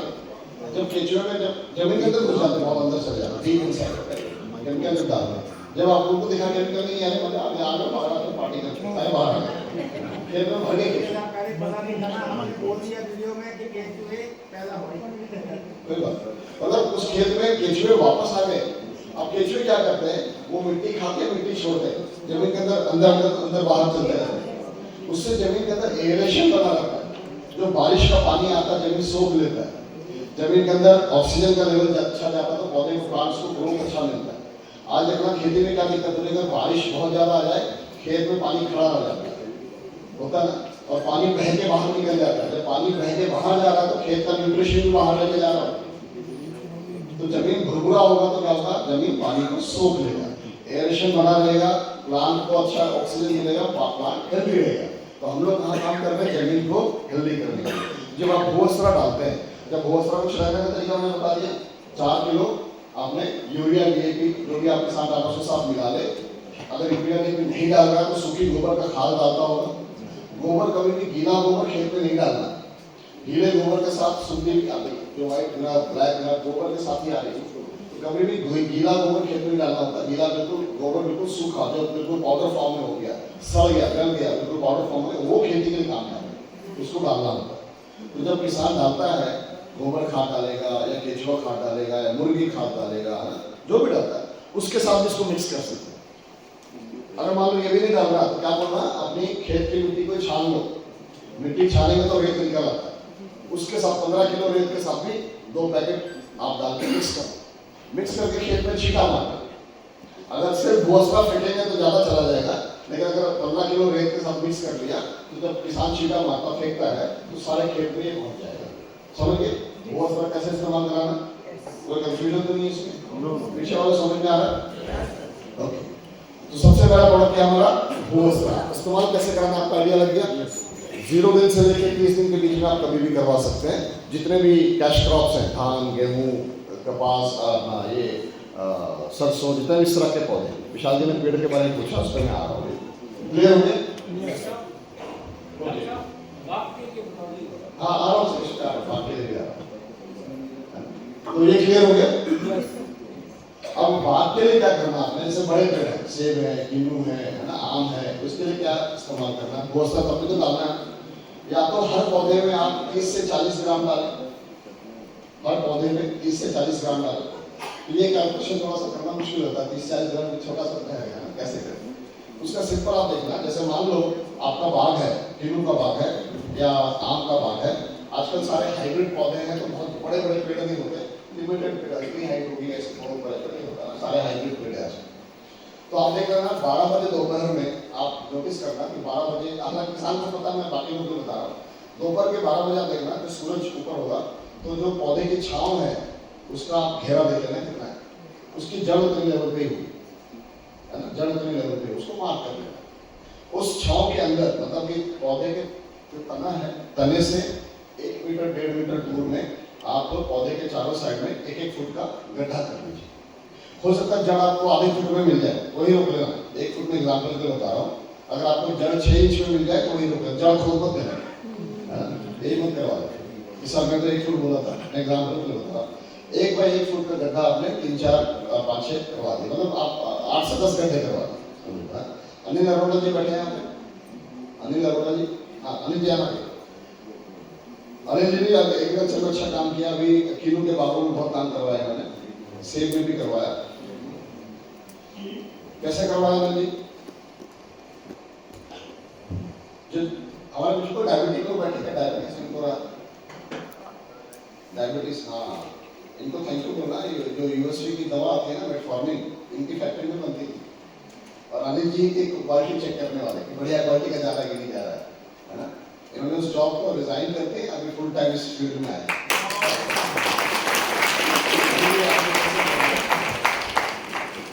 नमस्कार सभी को। एप्पल की अगर बात करें, एप्पल में या किनो में अभी क्या करते हैं, जैसे मान लीजिए भूस्तर अपने पास 2 पैकेट लिया, हम क्या करते हैं 200 लीटर का एक ड्रम लिया। नॉर्मली जो ड्रम यूज करते हैं जितने भी किसान हैं वो 200 लीटर कैपेसिटी का होता है। उसमें आपने 2 पैकेट लेना है भूस्तर और 1 पैकेट लेना है ग्रोमेलिक एडवांस। उसमें ऑलिव भी डाल सकते हैं आप। एप्पल में या किन्नू के बाग में नॉर्मली क्या रहता है, रूट रोट का प्रॉब्लम आता है। रूट रोट एक फंगल डिजीज है, वो प्रॉब्लम आता है। रूट बॉयर आता है जो कीड़ा जड़ को खा जाता है। रूट बॉयर के लिए हम भूसा यूज करते हैं। अगर किसी बाग में रूट रोट का भी प्रॉब्लम है तो उसके लिए हम एमआई प्राउड को भी यूज करते हैं, फंगिसाइड है।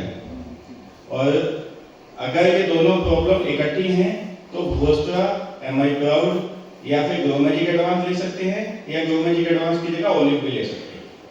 तो भूस्टर जो है रूट बॉयर को, वाइट को कंट्रोल करेगा। एमआई प्राउड जो है वो फंगस को कंट्रोल करेगा, रूट रोट को कंट्रोल करेगा। हाँ, और ओलिव या ग्रोमेजिक एडवांस को जो है इनिशियल न्यूट्रिशन देगा। अब इस्तेमाल कैसे करना है, ये सब चीजें एक ड्रम में आपने डाल लेनी है और उसको अच्छे से मिला लेना है। भूस्टर जो है मिक्स नहीं होगा, उसके जो स्टोन्स है, छोटे छोटे जो ग्रेन्यूल्स हैं वो नीचे बैठ जाएंगे, लेकिन उसका जो एक्टिव है, जो कोटिंग किया हुआ है अपना दवाई का, वो पानी के अंदर आ जाएगा। कम से कम आधा घंटा उस घोल को आपने घोलना है अच्छे से। जब वो पानी में आ गया तब आपने क्या करना है, जैसे सर ने बताया कि गड्ढे बनाने, उसको कहते हैं ट्रेंचिंग मेथड। गड्ढे बनाने के बाद जो है हर एक पौधे में 5-5 लीटर जो है आप उसमें डलवा सकते हैं, या 10-10 लीटर डलवा सकते हैं। अगर 5-5 लीटर डलवाएंगे तो 40 पौधों के लिए हो जाएगा 200 लीटर। अगर 10-10 लीटर डलवाएंगे तो 20 पौधों के लिए हो जाएगा। कोस्ट इफेक्टिव भी देखना आपने, बहुत ज्यादा बड़े पौधे हैं तो आपने उसको 10 लीटर डलवाना है। जैसे 10 साल 20 साल के, जैसे सेब के जो है 10-10 साल से ऊपर के पौधे होते हैं, बड़े वाले जो पेड़ हैं। छोटे वाले पेड़ हैं उनमें आप 5 लीटर डलवा सकते हैं। वैसे ड्रेंचिंग करके अगर आपने 8 गड्ढे बनाए हैं तो सब में जो है 1-1 सवा लीटर डलवा देना है, 10 लीटर में 1-1 लीटर डलवा देना है। उससे पहले एक चीज का ध्यान रखना है कि वहां पर वो मिट्टी जो है या वो खेत जो है वो सूखा नहीं होना चाहिए। अगर वो सूखा होगा तो पानी बहुत ज्यादा नीचे तक नहीं जाएगा। पहले उसको गीला करवा लेना है, बहुत ज्यादा पानी दे देना है। उसके बाद जब आप 1-1 लीटर सभी गड्ढों में डालेंगे तो वो सीधा जड़ तक जाएगा। जड़ पे जाने के बाद वो भूस्तर जो है वो जड़ को कवर कर लेता है। एक बार डालने के बाद भूस्तर का असर जो है 6 महीने तक रहता है। 6 महीने तक दोबारा भूस्तर डालने की जरूरत नहीं पड़ती है, तो साल में 2 बार यूज करवा सकते हैं। और उसके बाद आप उसको एक चीज और कीजिएगा, जब भी आप उसको यूज करवा रहे हैं तो हल्का हल्का जड़ निकाल के पहले उसका एक वीडियो बना लीजिए कि प्रॉब्लम है कितनी। उससे आपको आइडिया लग जाएगा कि कितनी प्रॉब्लम है। उसके बाद जब आप उसको डलवा देंगे, उसके 1-1.5-2 महीने बाद दोबारा थोड़ा थोड़ा जड़ निकाल के उसका वीडियो देखेंगे ना, तो जड़ पूरी तरीके से अच्छा हो जाता है। नॉर्मली फंगल में क्या होता है, जड़ धीरे धीरे खराब होना शुरू हो जाता है। जब आप एमआई प्राउड के साथ ट्रीटमेंट करवा देंगे तो 1-1.5-2 महीने बाद जब आप उसको दोबारा देखेंगे, वीडियो बनाएंगे, तो वहां पे जो है आपको इंप्रूवमेंट दिखता है, नई जड़ें आनी शुरू हो जाती है। ग्रोमेजिक एडवांस नई जड़ों को भी निकालता है, तो ग्रोमेजिक एडवांस को फायदा देता है। ओलिव जो है न्यूट्रिशन देता है, ओलिव आपके पत्तों के साइज को भी बढ़ाएगा। अगर आप उसको जड़ में ड्रेंचिंग में भी डालेंगे तो पत्तों का साइज भी चौड़ा करता है। तो इस तरीके से सेब और किन्नू में उसको यूज किया जा सकता है। किसी का कोई डाउट है तो कोई क्वेश्चन पूछ सकता है।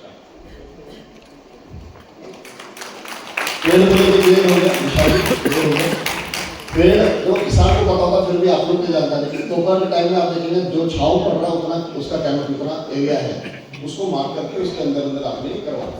पानी की मात्रा दोबारा बता दोगे? हां सर, लीटर की मात्रा, इसकी मात्रा लीटर ब्लू रंग का ड्रम जो है ना उसका इस्तेमाल इसमें भी कर सकते हैं। ब्लू रंग से 200 लीटर का ड्रम आता है, 200 या 250 लीटर पानी लेके उसमें 2 पैकेट भूस्तर डाला, 1 ऑलिव डाला, अच्छे से मिक्स कर लिया, है ना।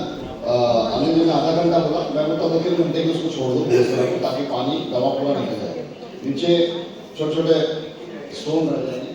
जो स्टोन रह गए थे ना नीचे, उनको भी फेंकना नहीं है, उनको भी उन्हीं पेड़ों में थोड़ा थोड़ा करके डाल देना, ताकि अगर उसमें कुछ बचा है तो वो भी चला जाए साथ में। एक बार किसान ने बोला कि हमने खोला था नीचे कुछ व्हाइट से आ गया, मैंने व्हाइट नहीं पत्थर है उसको खेत में डाल दो, है ना। तो ये सिंपल एप्लीकेशन है। तो जितना गड्ढा किया उसमें 1-1 लीटर पानी आप डाल दीजिए, एक मग्गा जो है 1 मग्गा डाल दीजिए, हो गया कवर साफ, ठीक है। पेड़ के साइज के हिसाब से, उसके कैनोपी के हिसाब से, पेड़ बड़ा है तो आप 10 लीटर को डालेंगे, पेड़ कैनोपी छोटा है तो 5 से 6 लीटर के बीच में कवर हो जाएगा। क्लियर? पहले अच्छे से गीला कर लेना, नहीं तो आप ऐसे डालोगे तो वही भाप तक मिल जाएगा, पहुंचेगा नहीं जगह। तो पहले जमीन को अच्छे से गीला कर लेना, ताकि अब अगला जब लिक्विड डालेंगे तो वो सोखे, ये ना हो कि ऊपर लेयर में एब्जॉर्ब हो जाए, ऐसा ना हो, जब तक जाए, बस इसका ध्यान रखना। जो गीला करना है वो सारे चीज को हाँ, उन गड्ढों को गिरा कर लेना, उसी उस एरिया में जड़ में पानी छोड़ दे थोड़ी देर के लिए, तो पूरा एब्जॉर्ब हो जाए, उसके बाद उसको आप डाल दें, ठीक है। थैंक यू, ऐसे थैंक यू सो मच। क्योंकि रूट रॉट की समस्या बहुत ज्यादा है हिमाचल में, सेब के अंदर अनिल जी ने बहुत करवाया, ऑलिव और घोसला डाल जी हाँ, जड़ दिखने एक फुट 1 फुट का है, 1 फुट चौड़ा। जड़ अगर जल्दी दिख जाए तो जल्दी रोक देना, कोई दिक्कत नहीं है। जैसे आपने बोला कि 6 महीने के अंदर 2 बार घोसला लगा सकते हैं, क्या ये दालों के लिए भी कंपल्सरी है? इसके लिए जैसे ये तो फल के लिए हो रहा था, सेब और किलो के लिए, जो ये बोला गया कि 6 महीने में 2 बार नहीं डाल सकते, ये क्या गेहूं और दाल के लिए? गेहूं की फसल कितने महीने की है? 4 महीने लगते हैं। 6 महीने से पहले हो जाता है, 5 महीने में हो जाता 4 है, लगते हैं, है ना, 4 से 5 महीने, राइट। तो जरूरत ही नहीं पड़ रही एक बार डालना काफी। क्योंकि कई लोग ऐसा करते हैं कि अपनी जमीन को खाली नहीं छोड़ते, लेकिन हमारी आज जून जुलाई में जाके दाल की बिजाई होगा। लेकिन जब आप घोसला डाल रहे हैं ना, हाँ। तो आप वो कह रहे हैं, जब आपने डाला तो घोसला जैसे पानी के संपर्क में आता है तो जड़ को घेर लेता है। अब आपने पौधा उखाड़ के हटा दिया तो घोसला भी चला गया। अब अगला फसल जब आप बिजाई कर रहे हैं तो फिर से आपको जमीन में घोसला डालना है। ऐसा नहीं कि घोसला मिट्टी में पड़ा हुआ, ऐसा नहीं है। तो जड़ के साथ चिपका था, आपने गेहूं रिप्लेस कर दिया, अब आप सब्जी लगा रहे हैं तो आपको फिर से घोसला डालना है। क्लियर? राइट जी। क्या ये आजकल जो किसान खेतों में पॉपुलर भी लगा रहे हैं, तो क्या पॉपुलर में यूज हो सकता है? पॉपुलर का मैं बताता हूँ ना, कहाँ गए रचपाल जी? आओ सर। हमारे रचपाल जी बहुत जबरदस्त खेती करवा रहे हैं, कल आप हम बात कर रहे थे। पॉपुलर का पेड़ जनरली 4.5-5 साल में बड़ा हो जाता है, कटने लायक हो जाता है ना, 5 साल 4.5 साल में। तो जब आप इसका इस्तेमाल करेंगे घोसला का तो वो टेन्योर कम हो जाएगा, मतलब 6 महीने पहले भी आप काट सकते इतना पौधा। सर पॉपुलर में क्या होता है, पॉपुलर में उसकी क्या बोलते हैं, फंगस की प्रॉब्लम आती है, जो जड़ में ना प्रॉब्लम आती है कि वक्त सूखने लग जाता है, दीमक जो जिसको बोलते हैं, साढ़े पंजाबी दीमक बोलते हैं, सेव के लिए कहते हैं पंजाबी च, ਤੇ ਉਹਦੀ ਪ੍ਰੋਬਲਮ ਬਹੁਤ ਹੁੰਦੀ ਹੈ, ਸੇਬਾਂ 'ਚ ਵੀ ਆਉਂਦੀ ਹੈ ਢੇਰੇ 'ਚ ਵੀ, ਤੇ ਉਹਦੇ ਨਾਲ ਪਾਪਰ ਦਾ ਜਿਹੜਾ ਤਣਾ ਵਾ ਉਹ ਪਰ ਮੋਟਾ ਨਹੀਂ ਹੁੰਦਾ ਜ਼ਿਆਦਾ। ਆਮ ਤੌਰ ਤੇ ਜਿਹੜੀ ਮੇਰੀ ਲਾਈ ਹੁੰਦੀ ਹੈ 5-4 ਬੜਾ ਵਧੀਆ ਹੋ ਜਾਂਦਾ। ਤੇ ਇਹਦੇ ਵਿੱਚ ਕਈ ਵਾਰੀ ਸਾਡੇ ਦੋਸਤ ਦੇ ਉੱਤੇ ਪਾਪੂਲਰ ਲਾਉਂਦੇ ਨੇ, ਅਸੀਂ ਉੱਥੇ ਪਾਪੂਲਰ 'ਚ ਪਵਾਇਆ, ਉਹਦਾ ਪਾਪੂਲਰ ਬੜਾ ਸ਼ਾਨਦਾਰ ਹੈ। ਇੱਕ ਜਗ੍ਹਾ ਪਾਪੂਲਰ ਦੀ ਪ੍ਰੋਬਲਮ ਆਈ, ਪਾਪੂਲਰ ਨਾਲ ਦੇ ਖੇਤਾਂ 'ਚ ਪਰਾਲੀ ਨੂੰ ਅੱਗ ਲਾਈ ਉਹਨੇ, ਤੇ ਅੱਗ ਲਾਉਣ ਦੇ ਬਾਅਦ ਜਿਹੜਾ ਪਾਪੂਲਰ ਸੀਗਾ ਉਹ ਸੜ ਗਿਆ, ਮਤਲਬ ਉਹਦੇ ਸੀਲ ਪੈ ਗਿਆ। ਤੇ ਮੈਂ ਗੁਰੂ ਜੀ ਮਿਸਟਰ ਵਿੱਕੀ ਵਰਮਾ ਸਰ ਗਏ ਉੱਥੇ, ਤੇ ਅਸੀਂ ਦੇਖਿਆ, ਤੇ ਅਸੀਂ ਉੱਥੇ ਕੀ ਕੀਤਾ, ਅਸੀਂ ਉੱਥੇ ਪਾਪੂਲਰ ਦੇ ਵਿੱਚ ਬੂਸਟਰ ਪਵਾਇਆ। ਪਹਿਲਾਂ ਦੱਸੋ ਵੀ ਬੂਸਟਰ ਇੱਥੇ ਪਾ ਦਿਓ, ਸਿੱਕਾ ਦੇ ਦਿਓ, ਤੇ ਫਿਰ ਮੁੜ ਕੇ ਬੂਸਟਰ ਦੇ ਨਾਲ ਅਸੀਂ ਔਲਿਵ ਦੀ ਸਪਰੇਅ ਵੀ ਕਰਵਾਤੀ ਉੱਥੇ। ਉਹਦੇ ਨਾਲ ਕੀ ਹੋਇਆ, ਜਿਹੜੇ ਉਹਦੇ ਬੂਟੇ ਸੀਗੇ ਸੁੱਕ ਗਏ ਸੀ ਬੂਟੇ, ਮਤਲਬ ਉਹਨੂੰ ਲੱਗਦਾ ਨਹੀਂ ਸੀ ਵੀ ਉਹਨੂੰ ਲੱਗਦਾ ਸੀ ਮੇਰਾ ਨੁਕਸਾਨ ਹੋ ਗਿਆ ਬੂਟਿਆਂ ਦਾ। ਤੇ ਉਹਦੇ ਵਿੱਚ ਉਹੀ ਬੂਟੇ ਅਸੀਂ ਜਾ ਕੇ ਬਾਅਦ ਚ ਫਿਰ ਅਸੀਂ ਉਹਦਾ ਆਪੇ ਫੋਨ ਆ ਗਿਆ ਵੀ ਸਾਨੂੰ ਵੀ ਸਾਡੇ ਬੂਟੇ, ਮੇਰੇ ਸਾਰੇ ਬੂਟੇ ਹਰੇ ਹੋ ਗਏ ਆ। ਇੰਨਾ ਸ਼ਾਨਦਾਰ ਰਿਜ਼ਲਟ ਆ ਬੂਟਿਆਂ ਦਾ।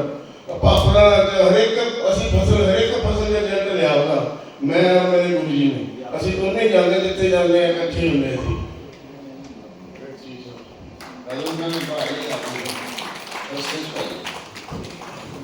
रजपाल सिंह चीमा जी और राजवंत और मैं दोनों मिलकर जबरदस्त काम कर रहे हैं। लोग होते हैं ना कि एग्रीकल्चर में फीमेल्स क्या करेंगे।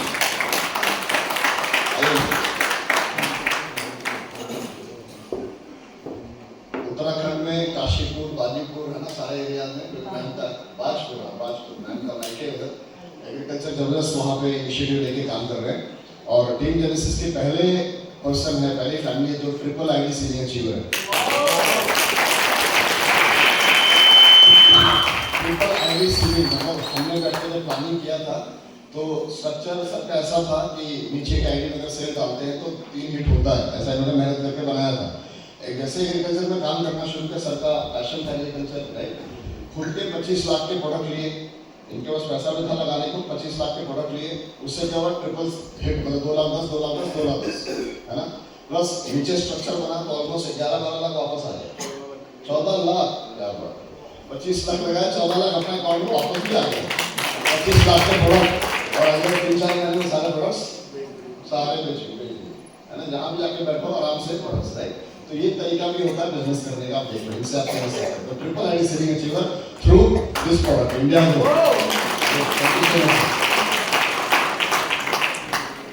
तो अगर आप प्रॉपर प्लानिंग करेंगे तो आप सोचो कितना बड़ा स्कोप है ना।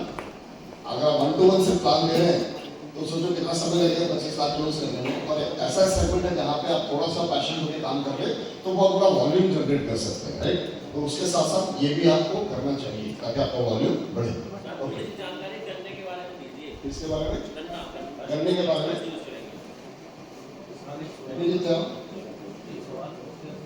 विक्की जी हमारे बीच में जो बहुत ज़्यादा काम कर रहे हैं एग्रीकल्चर करने में, बहुत शानदार है।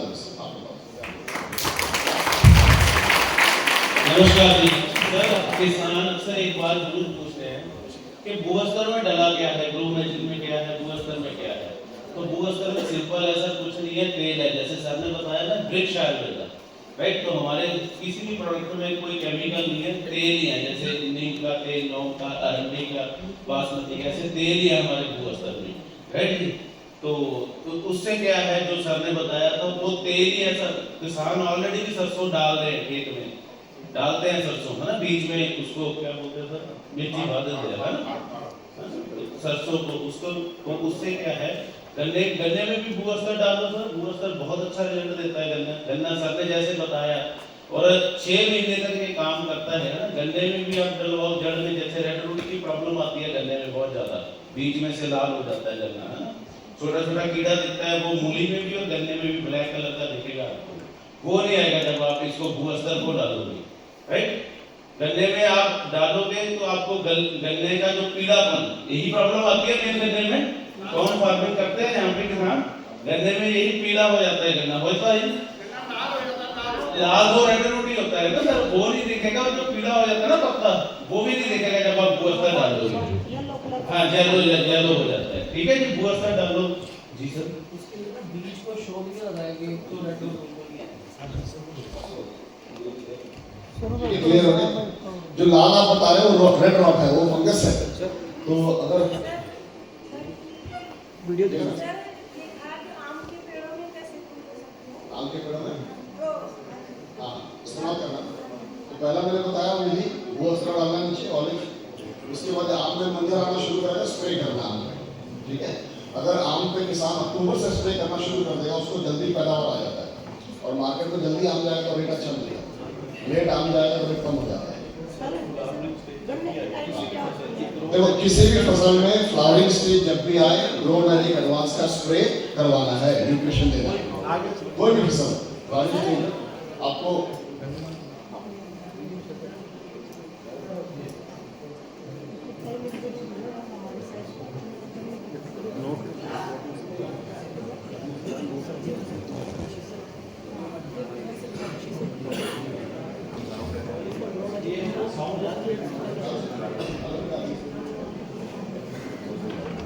गन्ने का रिजल्ट है।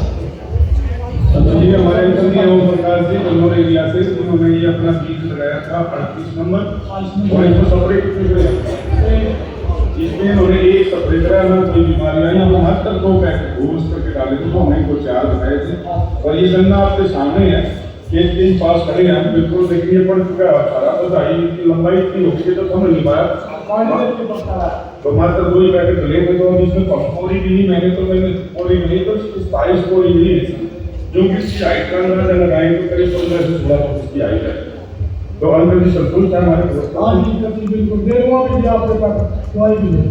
ठीक है जी, ठीक है। तो और लोगों को भी बताएं आप ये डालें, इसके डालने से हमारी पैदावार बढ़ती है। तो एक बार बोल लें आप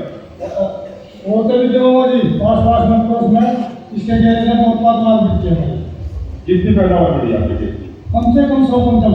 अच्छा, 100 क्विंटल पैदावार बढ़ेगी। कहिए कि हमारे अंदर लोग प्रकाश जी उन्होंने पिछले 2 करके ज़्यादा पुराने कह रहे थे, तो बात डाला था, मैंने गन्ना बिजाई करनी है, उन सभी में डालूंगा। और 1 एकड़ के हिसाब से उन्होंने बताया है कि 100 एकड़ गन्ना मेरा दूसरे खेती।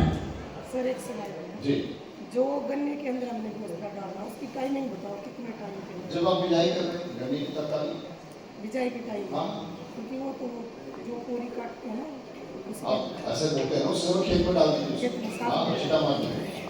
0 दिन से लेके 30 दिन तक कभी भी डाल सकते हैं, है ना। गन्ने में तो 1 साल का फसल बीच में डाल सकते हैं, कोई दिक्कत नहीं। जी सर,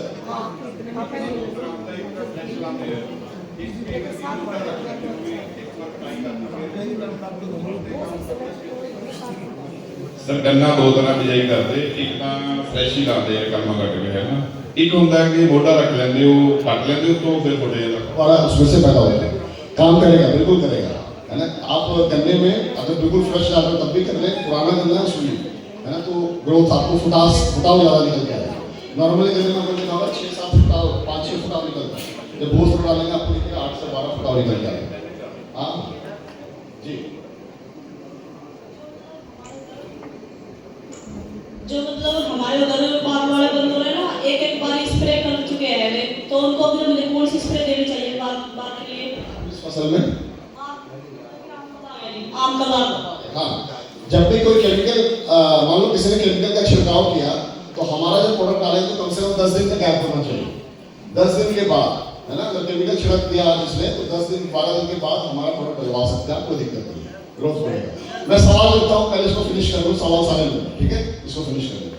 क्लियर हो गया भूस्रा का क्या रूल है, ग्रो मैजिक क्या है। किसान ने क्या बोला, 100 क्विंटल उत्पाद बढ़ा तो गन्ना 400 450 के रेट में बिका, तो 400 × 100 देखो 40,000 एक्स्ट्रा निकल के आया। लोग बोलते हैं कॉस्ट कितना आएगा, अगर 2-3 हज़ार बढ़ भी रहा है तो आपको 40,000 एक्स्ट्रा भी मिल रहा है ना, प्रोडक्शन भी बढ़ रहा है। तो किसान को आप ये वीडियोस दिखा सकते हैं, आपको वीडियो सारे मिल जाएंगे।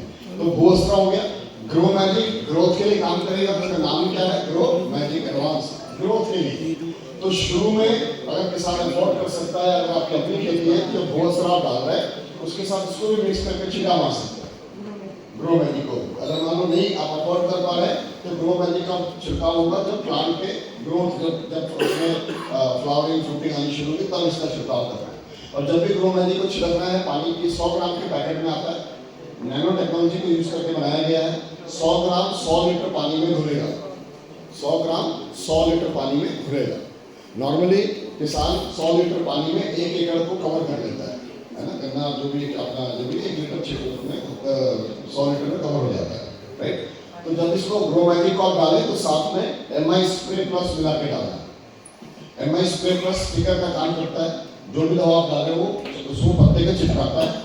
एक्टिवेटर का काम करता है, आप कोई भी दवा छिड़कते हैं उसको एक्टिवेशन होने में कम से कम 8-10 दिन का समय चाहिए होता है, वो एक्टिवेशन टाइम को ये फास्ट कर देता है, राइट। रिएक्टर है, और ये 3-4 काम, सिर्फ स्टिकर नहीं 3-4 काम करता है, एक्टिवेटर, रिएक्टर, पेनिट्रेटर, है ना, इस तरह के काम, पॉलिनेटर, मधुमक्खियों को अट्रैक्ट करता है। तो जब भी कोई दवा छिड़केंगे उसके साथ क्या मिलाना है, MI स्प्रे प्लस, आधा ml पर लीटर का डोज है, उसमें लिखा भी हुआ 0.5 ml। ये बोतल का साइज भी छोटा है, 100 ml का ही बोतल है, तो आधा ml पर लीटर के पानी में डलता है, बस। क्लियर है, ओके, आगे बढ़ते हैं। नेक्स्ट ये पहले कुछ प्रोडक्ट थे, बाकी ये प्रोडक्ट भी है MI वीर, ये कीड़ों के लिए लिख लीजिए, MI वीर इंसेक्टिसाइड कीड़ों के लिए। करीब 5000 किस्म के कीड़े अलग अलग हैं, एफिड जैसे माइट्स उनके नाम बोलते हैं, भेजने वाले कीड़े, चूसने वाले कीड़े, इस तरह के अलग बहुत प्रकार के कीड़े हैं, उन सबके लिए MI-वीर काफ़ी है। देन MI-प्राउड ये फंगिसाइड है, फंगस के प्रॉब्लम है, जैसे जी ने बताया रूट रॉट, तो MI-प्राउड डाल सकते हैं। MI-प्राउड क्या है? फंगिसाइड। एक चीज लिख लीजिए, नोट करके लिख लीजिए कि इंसेक्टिसाइड और फंगिसाइड को आपस में कभी भी नहीं मिलाना है। इन दोनों को कभी भी मिलाना आपस में नहीं है ना?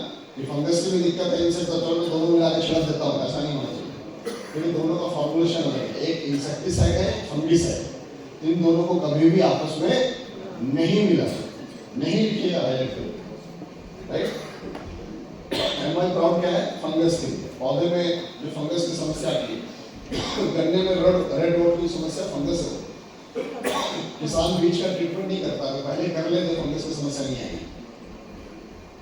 फिर MI-सिट्रा, ये फ्रूट फ्लाइज के लिए, जो मक्खियां डंक मार जाती है, लौकी, तोरी, भिंडी, आपने देखा होगा मक्खी आके या फलों के अंदर आके डंक मार जाती है ना, तो उससे बैंगन के अंदर, बाहर से बैंगन अच्छा दिख रहा है, अंदर खोलेंगे तो पूरा कीड़ा भरा हुआ है।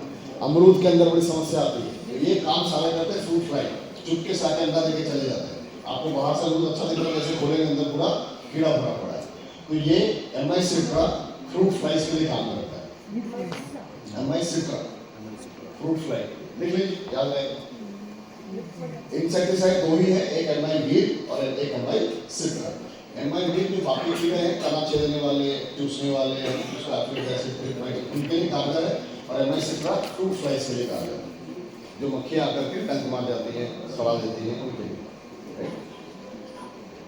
देन मॉडिफाई, ये पानी के pH लेवल को बैलेंस करने के लिए, कहीं पानी खारा पानी है, pH लेवल बहुत ज़्यादा है, अगर उसको मैनेज करना तो आपने मॉडिफाई मिक्स करके स्प्रे करना है, क्योंकि आप कोई भी न्यूट्रिशन डालेंगे तो पानी pH लेवल हाई है तो अब्जॉर्ब करता नहीं है, तो नुकसान कर सकता है, फायदा नहीं मिलता।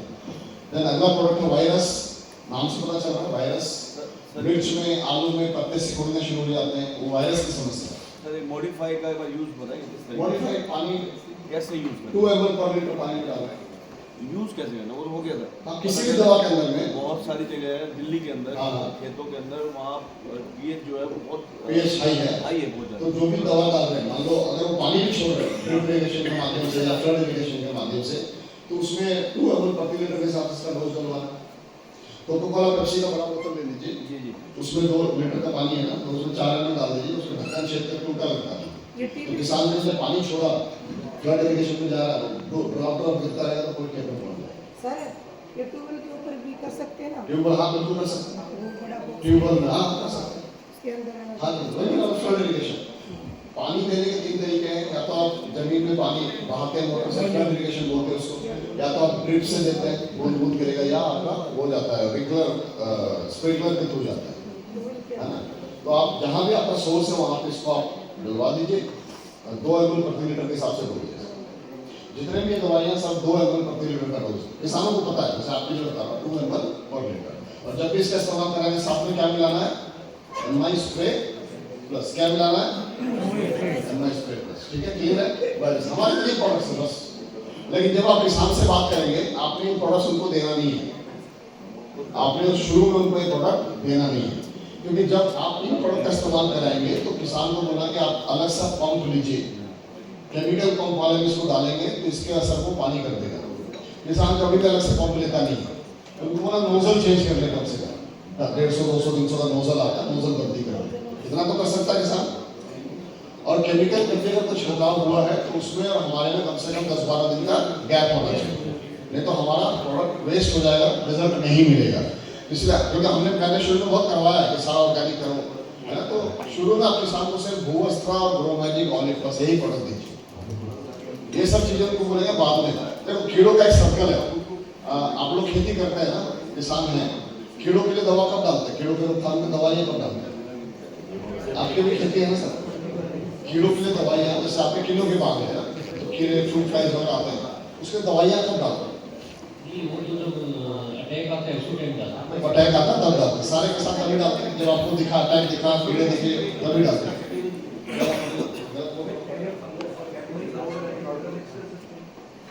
MI-सिट्रा इंसेक्टिसाइड है, वो फंगिसाइड है। फंगिसाइड इंसेक्टिसाइड को मिक्स नहीं कर सकते, नहीं देखो क्या बोल नहीं कर सकते।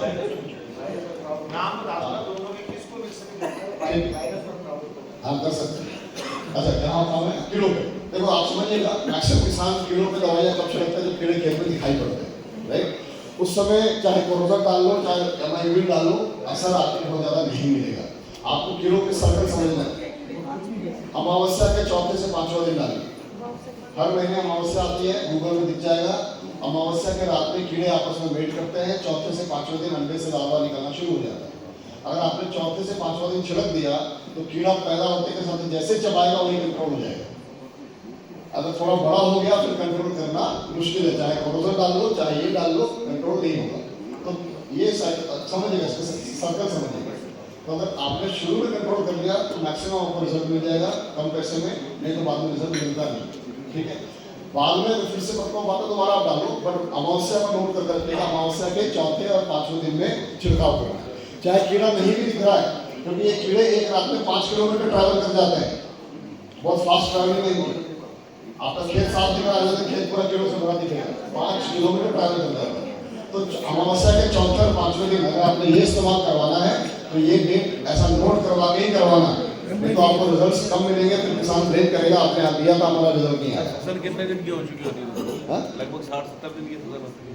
क्या फसल कितने दिन की होगी सर? फसल से कोई लेना नहीं सर, अमावस्या जो भी अमावस्या आएगी ना, आप देखना आज अमावस्या है तो चौथे से पांचवें दिन आपको कीड़े बहुत भरे हुए हैं, इसका नोट कर लीजिएगा। तभी हम किसान से शुरू नहीं करवाते हैं, किसान फॉलो नहीं करता, फिर हमारा रिजल्ट नहीं देता, बोलते नहीं करते। सिर्फ आपने करवाना भूअस्त्र, ग्रोमैजिक और ऑलिव, ठीक है? आशीष सर वायरस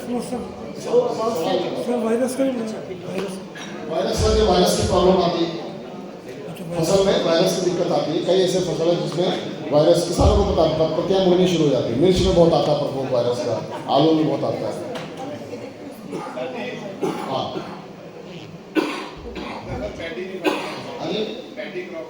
हाँ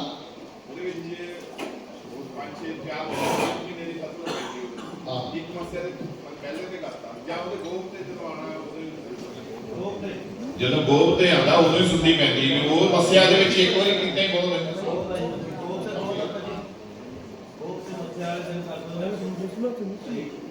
ठीक है, ओके, वो सब क्लियर हो गया। नेक्स्ट गुरप्रीत जी थोड़ा सा ध्यान दो, वो सब क्लियर हो गया आपको? वो सब कोई डाउट तो नहीं है? सबसे पहले कौन सा इस्तेमाल करवाना? भूअस्त्र शुरुआत से, है ना? और ध्यान रखिएगा जब फसल चेंज होता है आप अभी लेके जाओगे भूअस्त्र किसान के पास, वो नहीं लेगा क्योंकि अभी भूअस्त्र का इस्तेमाल होना ही नहीं है। तो आप अपना बिजनेस करना तो आप नोट कर लो भाई, धान की गेहूं की कटाई कब हो रही है, अगला फसल कब आ रहा है।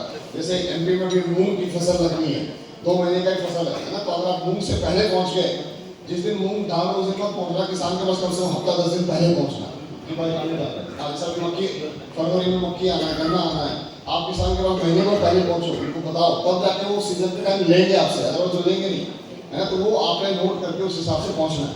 बहुत सा क्लियर हो गया, राइट? नेक्स्ट ग्रोमैजिक एडवांस सफेद जड़ों को बढ़ाता है, इसको जमीन में भी डाल सकते हैं, पानी के साथ मिक्स करके पौधे में भी छिड़काव कर सकते हैं, है ना? ग्रोथ में हेल्प करेगा, रूट डेवलपमेंट में काम करेगा, पौधे की इम्यूनिटी को मजबूत करेगा, अल्कलॉइड की मात्रा को बढ़ाएगा, फ्रूट्स में जो मिठास है उसको बढ़ाएगा, है ना? जो आपके जो सरसों है, कपास है, वो आप किसान को जब वो बेचने जाते हैं तो सरसों के बीच में दबा के देखते हैं कितना तेल कंटेंट है, ऑयल के हिसाब से रेट फिक्स होता है।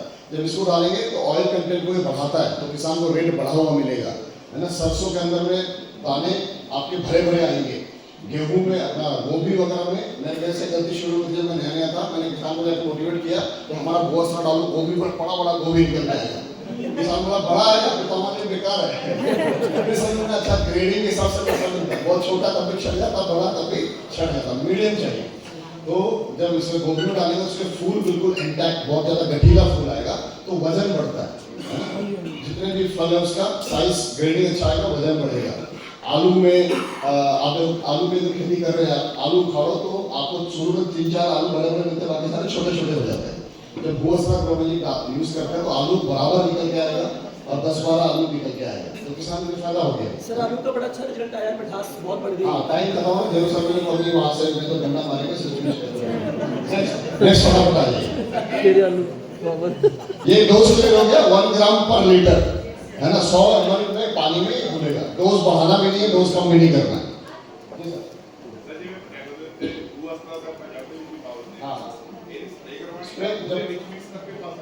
जब आलू 25 दिन का होगा पहला स्प्रे, और आलू में जब फूल आने शुरू होंगे, जब फूल आते हैं तो उसके जड़ मतलब फल बढ़ते हैं, हाँ तब एक बार करवा दो, 2 बार करवा दो, एक जब 25 दिन का हुआ और एक जब फ्लावर आना शुरू हो, बस और शानदार रिजल्ट मिलेगा। ये देखो इस तरह जड़ बढ़ते हैं, पौधे का विकास होता है, पत्ता बढ़ता है, फोटोसिंथेसिस, पत्ता खाना बनाएगा। नेक्स्ट चलते हैं, सवाल लेते हैं, आ जाओ सर, आ गया जरा। Next next next next next next ये देखो बराबर की ब्रीडिंग है। हाँ ये देखो आप ब्रीडिंग, ये खेतों से लिया फोटो है, प्रोडक्ट इस्तेमाल करने के बाद खेतों से ही लिया वो फोटो। आप देखो बराबर की ब्रीडिंग आ रही है, लहसुन में, प्याज में बहुत शानदार ब्रीडिंग निकल के आती है। जब प्याज बेचने जाओ 60 mm का प्याज बहुत अच्छा रेट मिलता है, किसानों से हमने लिया हुआ है, बहुत शानदार है ना। नेक्स्ट आप देखो ये सब्जी मंडी में खड़ा है, जो लोग लीफी वेजिटेबल में काम कर रहे हैं, एमआई स्प्रे प्लस। हाँ एमआई जैसे आपके घर में धनिया है या है, वो कई बार मुरझा जाता है ना, किसान ने काटा, गर्मी बहुत है तो बोरे को ढक के पानी मार मार के बेचता है, उसको सिंपल पूरा टेंशन नहीं लेना। अगर मुरझा भी गया आप बाल्टी में 2-4 बूंद लीजिए अपना एमआई स्प्रे प्लस, उसमें डिप कीजिए, दोबारा वो खिल के आ जाएगा। ये देखो आप सामने रिजल्ट दिख रहा है। जादू नहीं है, बेसिकली क्या है, हमारे स्किन ड्राइनेस हो जाते हैं ना, तो हम क्या करते हैं मॉइस्चराइजर लगाते हैं, तो हमारा स्किन सही हो जाता है। तो पौधे में क्या होता है कि उसमें भी सेल्स हैं, वाटर कंटेंट खत्म हो गया तो पौधा मुरझा गया, जब इसमें डिप किया तो ये क्या करता है, सेल्स के अंदर में वाटर रिटेंशन वापस ले आता है, तो पौधा फिर से खिल जाता है ना, और वो कोई भी जहरीला नहीं, उसी समय खा सकते हो, इसका साइंस है। नेक्स्ट क्लियर हो गया, मैंने बताया अगर अफोर्ड कर सकता किसान तो शुरू में घोषणा प्रोमेटिक मिला के डलवाइए, नहीं अफोर्ड कर सकता सिर्फ घोषणा डलवाइए, कोई दिक्कत नहीं है। प्रति एकड़ 2 पैकेट 4 किलो। नेक्स्ट चलो चलो पाजी। नेक्स्ट क्लियर हो गया। ये दोस्त ये मैंने बताया था कीड़ों के रोकथाम के लिए, कीड़ों का सर्कल है, आप समझना इसको। अगर साइकिल को समझ लिया तो आप कीड़ों को कंट्रोल कर पाएंगे। कीड़ों की लाइफ 21 दिन से 45 दिन की है। पैदा होते के साथ उन्होंने क्या करना है, खाना खाना, उन्होंने कोई स्कूल नहीं जाना, कोई लेक्चर नहीं सुनना, उनका काम ही है खाना खाना खाना खाना। तो अगर पहले कंट्रोल कर लिया तो हो जाएगा, अदरवाइज नहीं होगा। नेक्स्ट दीमक की समस्या में जो आपको बताया, जो पॉपुलर में दीमक की दिक्कत आती है, घोषणा बहुत कारगर है। आपके घर में अगर दीमक की समस्या है तो एमआई वीर को आप मिला करके डालिए, कंट्रोल हो जाएगा, स्मेल नहीं आएगा, आपको कोई भी दिक्कत नहीं आएगा। Next MI proud fungicide, fungus के लिए काम करेगा, डोज सेम है 2 ml प्रति लीटर, साथ में एमआई स्प्रे प्लस मिलाना है। नेक्स्ट ये देखो बीज का ट्रीटमेंट, जो बोले ना गन्ने में रेड रॉट की समस्या आती है, किसान अगर थोड़ा बीज का ट्रीटमेंट में टाइम निकाल ले या लेबर मैनेज कर ले तो ये दिक्कत नहीं आएगी। जितने भी फंगस की समस्या है, गेहूं में अलग सा शूट निकल जाता है, अलग सा प्लांट है ना, वो सब भी फंगस के 5000 प्रकार है। तो थोड़ा सा अगर ट्रीटमेंट कर लिया आपने तो आपको मैक्सिमम समस्या को आप रोक सकते हैं। ट्रीटमेंट का सिंपल विधि है, 10 लीटर पानी में आपने एमआई प्राउड डालना 20 ml है ना, और थोड़ा 2 महीने डाल दीजिएगा और उसके जड़ को थोड़ा देर दबाकर रखना, फिर बॉइल करना, बस सिंपल। नेक्स्ट क्लियर हो गया। नेक्स्ट ये फंगस दिखाने के लिए, ये फंगस पत्ते में फंगस के लक्षण इस तरह दिखते हैं, आप पत्ता देखोगे पत्ता बिल्कुल ऐसा हो गया तो फंगस है, राइट। नेक्स्ट ये वायरस की समस्या है। फंगस और वायरस में क्या फर्क है, राइट, कई बार किसान को भी नहीं पता होता। फंगस की दिक्कत आएगी तो पत्ते की जो नलियां हैं वो हरी रहेगी, पत्ता खराब होगा। वायरस की दिक्कत आएगी तो पत्ता हरा होगा, उसकी जो नलियां हैं वो पीली पीली हो जाएगी, देख रहा आपके यहाँ पे। तो ये वायरस की समस्या है। आप उसको दूसरा क्या, वायरस में पत्ते मुड़ने शुरू हो जाते हैं, तो आप अंतर आराम से समझ पाएंगे, ठीक है, राइट। नेक्स्ट एमआई सिट्रा फ्रूट फ्लाई के लिए जो मक्खियाँ लगती है ना, बीटीएच जो बोलते हैं गेहूं में, ब्राउन प्लांट होकर, उन सबको काटने के लिए कारगर है। जहां प्रकोप ज्यादा रहा एमआई सिट्रा एमआई वीर को मिला के भी डाल सकते हैं। हाँ बात किस चीज का, आम, हाँ